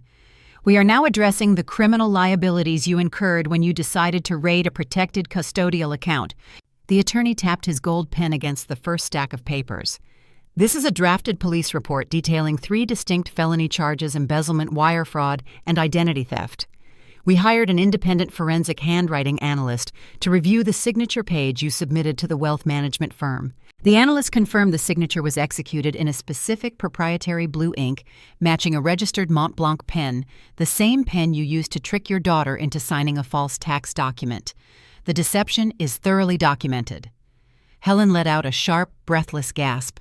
She scrambled to her feet, her expensive mother-of-the-bride gown rustling harshly against the floor. "You cannot send him to prison," she cried, reaching a trembling hand toward the lawyer. "He is your son's father, Beatrice. You would not ruin your own family over a financial misunderstanding." Grandma Beatrice did not shift her gaze from Richard. "Do not confuse my intolerance for your greed with a lack of family loyalty, Helen," the matriarch replied, her tone dropping the temperature in the room. "I am taking these measures to protect the only member of this family who possesses an ounce of integrity. You forfeited my protection the moment you treated Savannah's future as collateral damage." Mr. Sterling cleared his throat, directing the focus back to the glass table. "Richard, you currently face 2 options," the attorney stated, pointing the tip of his pen at the drafted police report. "Option A, we submit this extensive dossier to the district attorney this afternoon. Law enforcement officers will arrive at this country club before your guests finish their appetizers. You will be placed in handcuffs, escorted through the lobby, and charged with multiple felonies. You will face a minimum of 5 years in a federal penitentiary." Richard swayed on his feet. He reached out, gripping the back of a velvet vanity chair to keep himself upright. His knuckles turned white from the strain. The facade of the powerful suburban patriarch shattered into invisible fragments, leaving behind a terrified hollow shell. "What is the second option?" Richard whispered, his voice cracking dry and frail.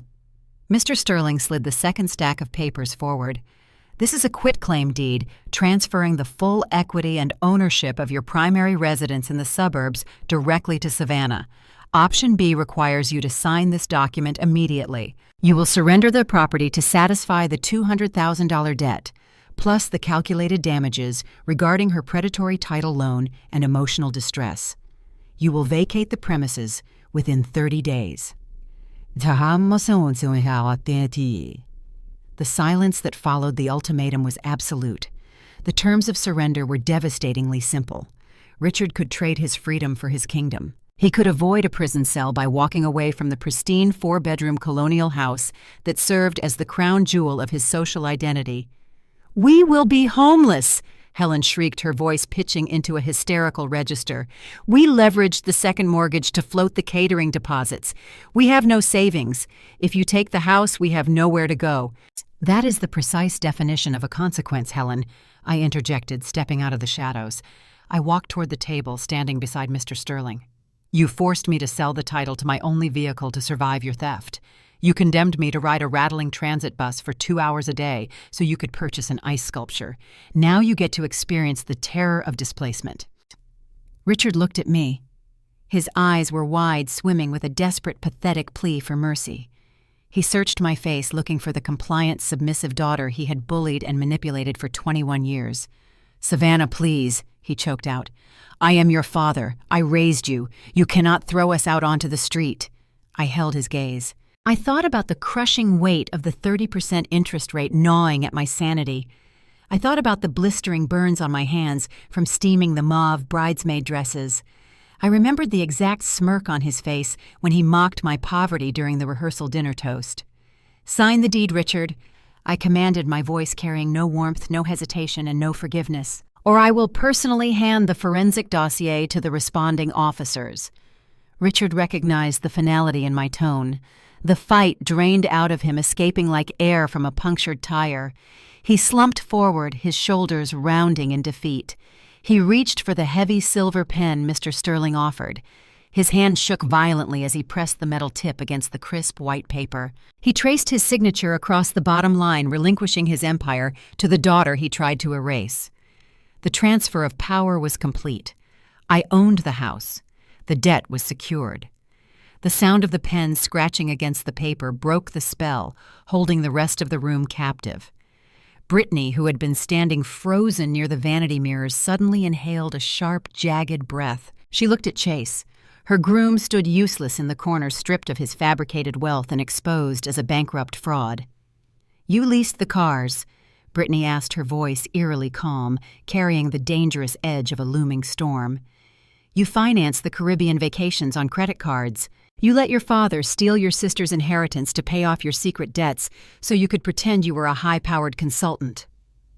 Chase swallowed hard, taking a tentative step toward his bride. "Brittany, I did it for us," he pleaded, raising his hands. "I wanted to give you the lifestyle you deserved. We can start over. I will get a promotion. We can rebuild." Brittany let out a short, bitter laugh. Her flawless makeup was ruined, her face stained with dark tracks of mascara. "Start over," she repeated, shaking her head. "You have no money. Your parents are being evicted from their home. Your family is a toxic wasteland of thieves and liars. I am a Chesterfield socialite, Chase.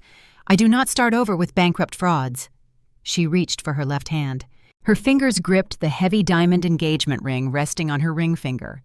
The diamond had been purchased with a high-interest consumer loan, a gleaming symbol of Chase's endless deceit. Brittany yanked the ring over her knuckle. She threw the jewelry directly at his chest. The heavy metal band struck his lapel and clattered onto the marble floor, bouncing twice before rolling under the velvet sofa. "The wedding is canceled," Brittany announced, turning her back to the disgraced groom. She looked at her mother. "Brenda, go out to the garden. Tell the guests the groom suffered a catastrophic financial emergency and the ceremony is terminated. Tell the valet to bring my car around immediately." Brenda nodded, her aristocratic features set in a mask of pure disgust. She shot one final venomous glare at Helen before turning on her heel and marching out the heavy oak doors. Brittany gathered the long, heavy train of her expensive silk gown, hoisted the fabric over her arm, and followed her mother out of the suite without a single backward glance. Chase stood paralyzed, staring at the empty doorway. He had traded his integrity, his sister's future, and his family stability for a lavish aesthetic. In the span of 20 minutes, he had lost the bride, the money, and the prestige. He dropped to his knees on the marble floor, wrapping his arms around his ribs, letting out a hollow, pathetic sob. The chaotic aftermath flooded into the room. Two country club maintenance workers, wearing dark utility uniforms, stepped tentatively through the doorway, holding a rolled-up section of white carpet. They looked at the crying groom, the kneeling mother, and the devastated father. "Excuse me, miss," one of the workers said, directing his attention to me, since I appeared to be the only person standing upright with any authority. The venue manager instructed us to begin breaking down the event spaces. Should we start rolling up the aisle runner in the garden? I looked at the worker. Then I looked at the quitclaim deed resting on the glass table, securing my financial independence and rectifying 14 months of psychological torture. "Yes," I replied, a genuine smile finally breaking across my face. "Roll it up. Nobody is walking down the aisle today." I turned my back on the shattered bridal suite and walked down the grand marble corridor of the country club. Grandma Beatrice matched my pace, her silver-handled cane clicking rhythmically against the polished floor. Mr. Sterling flanked us, his leather briefcase secured, containing the signed quitclaim deed that severed my parents from their kingdom. We bypassed the catering staff, who were frantically loading crystal glassware back onto metal service carts. We navigated through the main lobby, passing confused guests in tailored suits and pastel dresses, murmuring in hushed, panicked tones. The illusion of the Rivers family dynasty dissolved into neighborhood gossip before we even reached the valet stand. Stepping out into the sweltering Missouri afternoon felt like breaking the surface of the ocean after holding my breath for a year. The heavy, stifling weight of the aesthetic lies the forced compliance and the financial terror lifted from my shoulders. The air smelled of cut grass and warm asphalt. We climbed into the quiet leather interior of my grandmother's sedan and drove away from the country club, leaving the wreckage of their vanity in our rearview mirror. The structural repair of my life began the following Monday morning. Grandma Beatrice directed her chauffeur to drive us to the industrial edge of the city. We pulled into the cracked parking lot of the short-term lending office. The neon signs buzzed in the front window, a harsh contrast to the quiet luxury of the vehicle we arrived in. I walked into the cramped lobby, smelling the familiar scent of cheap carpet cleaner and ozone. I slid a certified cashier's check drawn from my grandmother's personal ledger under the thick bulletproof plexiglass. The clerk behind the counter processed the payment without a word, stamping the predatory contract paid in full. He slid the physical paper title to my Honda Civic back through the narrow slot. Holding that document felt like reclaiming a piece of my own soul. The ticking clock of the 30% interest rate ceased to exist. From the lending office, we drove directly to the university campus. I walked into the financial aid building, bypassing the counselors and handing a second certified check to the bursar. The mechanical click of the keyboard finalized the transaction. The screen refreshed, displaying a zero balance on my student account. My spot in the advanced anatomy laboratory was secure. The academic execution my father orchestrated was permanently canceled. The consequences for Richard and Helen unfolded with the brutal efficiency of a collapsing building. The quitclaim deed transferred the full legal ownership of the 4-bedroom suburban colonial house into my name. I granted them the required 30 days to vacate the premises. I did not visit the property to gloat.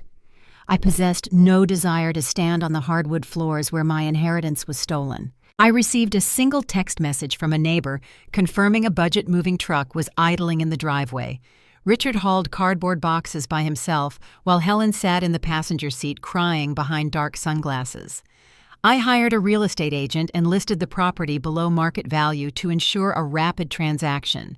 A young family purchased the house within a week. I sat in a sterile title office smelling the faint odor of fresh printer paper and stale coffee. The escrow officer handed me a generic black ballpoint pen. I signed the closing documents with cheap standard ink. The resulting wire transfer deposited $450,000 into a secure independent ledger. I recovered my stolen medical school trust and secured a financial foundation that nobody could ever manipulate again. The burden of poverty fractured my parents' marriage within 6 months. The false foundation of their relationship relied entirely on social prestige and the approval of their wealthy peers. Without the country club memberships, the European cars, and the colonial house, they had nothing left to discuss. The divorce was quiet and bitter. Richard now rents a single bedroom in a generic suburban complex an hour outside the city limits. His mahogany desk and his imported scotch are gone. Helen moved into a cramped apartment on the industrial side of town. She is permanently exiled from the high society she craved.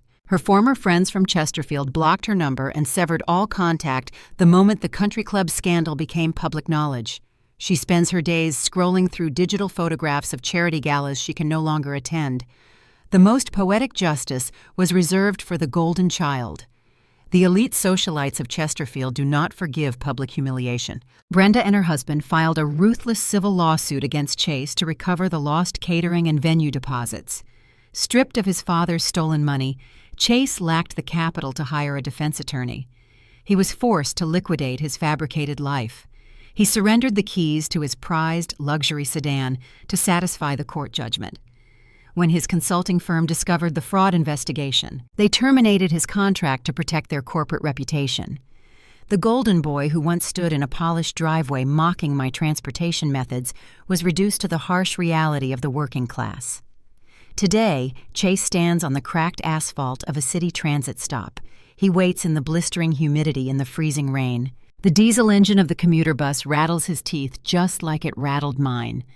He sits on the sticky vinyl seats, traveling the exact same route I used to take, heading to a low-paying administrative job in a windowless cubicle. He experiences the grueling exhaustion he once demanded I endure. 2 years have passed since the day the ice sculpture melted on the loading ramp. I am currently in my second year of medical school at Washington University. I live in a quiet, sunlit apartment near the hospital campus. My days are filled with clinical rotations, dense textbooks, and the rigorous pursuit of a career I salvaged from the ashes of a felony. Above my wooden study desk, I arranged a simple display on the painted drywall. I framed the photocopy of the legal trust release. The vibrant blue ink of Richard's forged signature sits behind a pane of clear glass. Resting on a small wooden hook right next to the frame hangs my grandfather's heavy metal stethoscope. I look at those two objects every morning before I leave for the hospital. The blue ink represents the entitlement, the deceit, and the vanity of a family that viewed my existence as a transaction. The stethoscope represents the enduring armor of hard work, the sanctity of a promise, and the unyielding power of the truth. Biology is merely an accident of birth.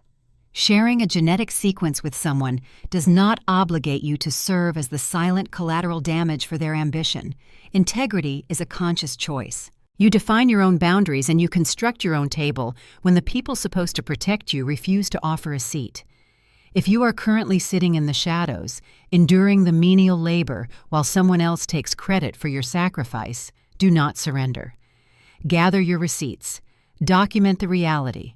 Hold your silence until the exact right moment. Keep fighting. Your proof is coming. The tragedy of the Rivers family did not begin the moment a father forged his daughter's signature with a custom blue pen. Nor did it end when a country club wedding collapsed into a spectacle of unpaid debts and shattered crystal. The true collapse of that family began decades earlier, rooted in a quiet, insidious failure of fundamental parenting values.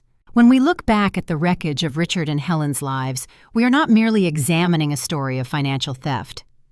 We are looking at a masterclass in the destructive power of emotional blindness and the devastating consequences of prioritizing aesthetic success over authentic family responsibility. In modern American culture, there is an intense, often unspoken pressure embedded within the traditional family structure. It is the pressure to present a flawless facade to the neighborhood, the country club, and the extended relatives.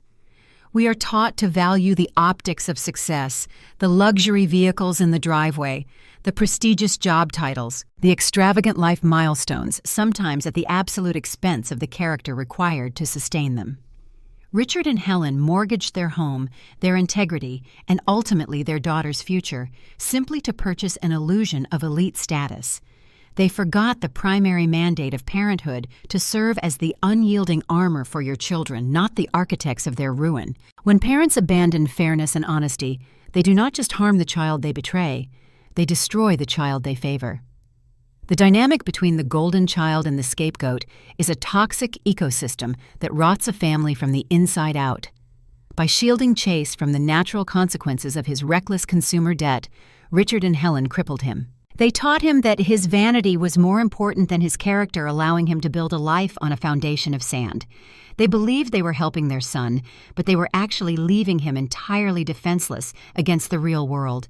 When the stolen money vanished, Chase possessed no resilience, no work ethic, and no true identity. He was a hollow suit, broken by the very entitlement his parents cultivated. Conversely, their treatment of Savannah highlights a terrifying lack of emotional awareness. A traditional family is supposed to be a sanctuary, a place where a child's intrinsic value is recognized and nurtured without condition. But Richard and Helen viewed Savannah not as a daughter, but as a utility. They mistook her exhaustion for obedience and her silence for submission. If they possessed even a fraction of emotional intelligence, they would have recognized the cold, calculated shift in her demeanor. They would have seen that forcing a young woman to ride a transit bus while pawning her vehicle to survive their theft was not building character, it was forging a weapon. Honesty is the invisible mortar that holds the bricks of a family together. The moment Richard looked his exhausted daughter in the eye, handed her a pen, and lied about a tax document, he dissolved the paternal bond. The subsequent gaslighting, the elaborate fiction about a stock market crash, was an insult to her intellect that severed any remaining tether of loyalty. When parents lie to protect their own egos, they teach their children that love is transactional and trust is a liability. Savannah did not destroy her family. She simply held up a mirror to the destruction her parents had already orchestrated. She allowed the natural consequences of their dishonesty to arrive on a public stage, stripping away the suburban camouflage they had sacrificed her to maintain.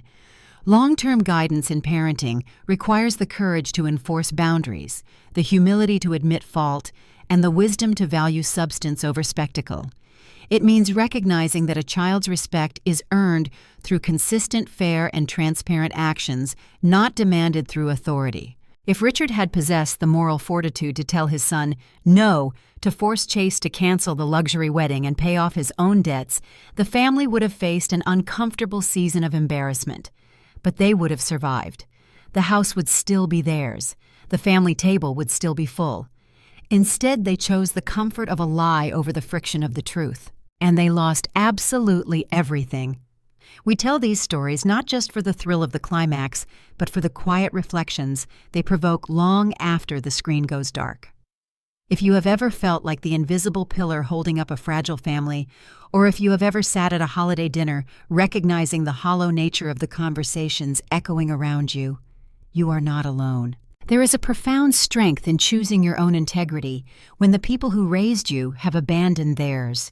We invite you to follow the channel Luke Vengeance, where we continue to explore the intricate, often painful realities of family dynamics, betrayal, and the ultimate triumph of personal boundaries. Subscribe and join our community of listeners who understand that true justice is simply the truth finally spoken aloud. As the dust settles on the Rivers family, one cannot help but think about the quiet evenings in our own homes. When the doors are locked, the guests have gone, and the aesthetic performance of the day fades away, what is actually left? A family is not defined by the matching portraits on the mantel or the lavishness of the milestones celebrated in public. It is defined by the unseen moments, the promises kept, when no one is watching, the equitable distribution of support, the willingness to sit in uncomfortable truths rather than comfortable lies. Look around your own dining table. Consider the expectations you place on the people sitting across from you and the grace you afford their mistakes. Are you building a sanctuary of mutual respect? Or are you carefully maintaining a stage play, terrified of the moment the curtains might fall? Savannah's story leaves us with a haunting realization. The legacy we leave our children is rarely the money we save or the status we achieve. Our true legacy is the emotional blueprint we imprint upon them. And sometimes the most terrifying question a parent can ask themselves is not whether their children will succeed, but what their children will do when they finally realize exactly who their parents are.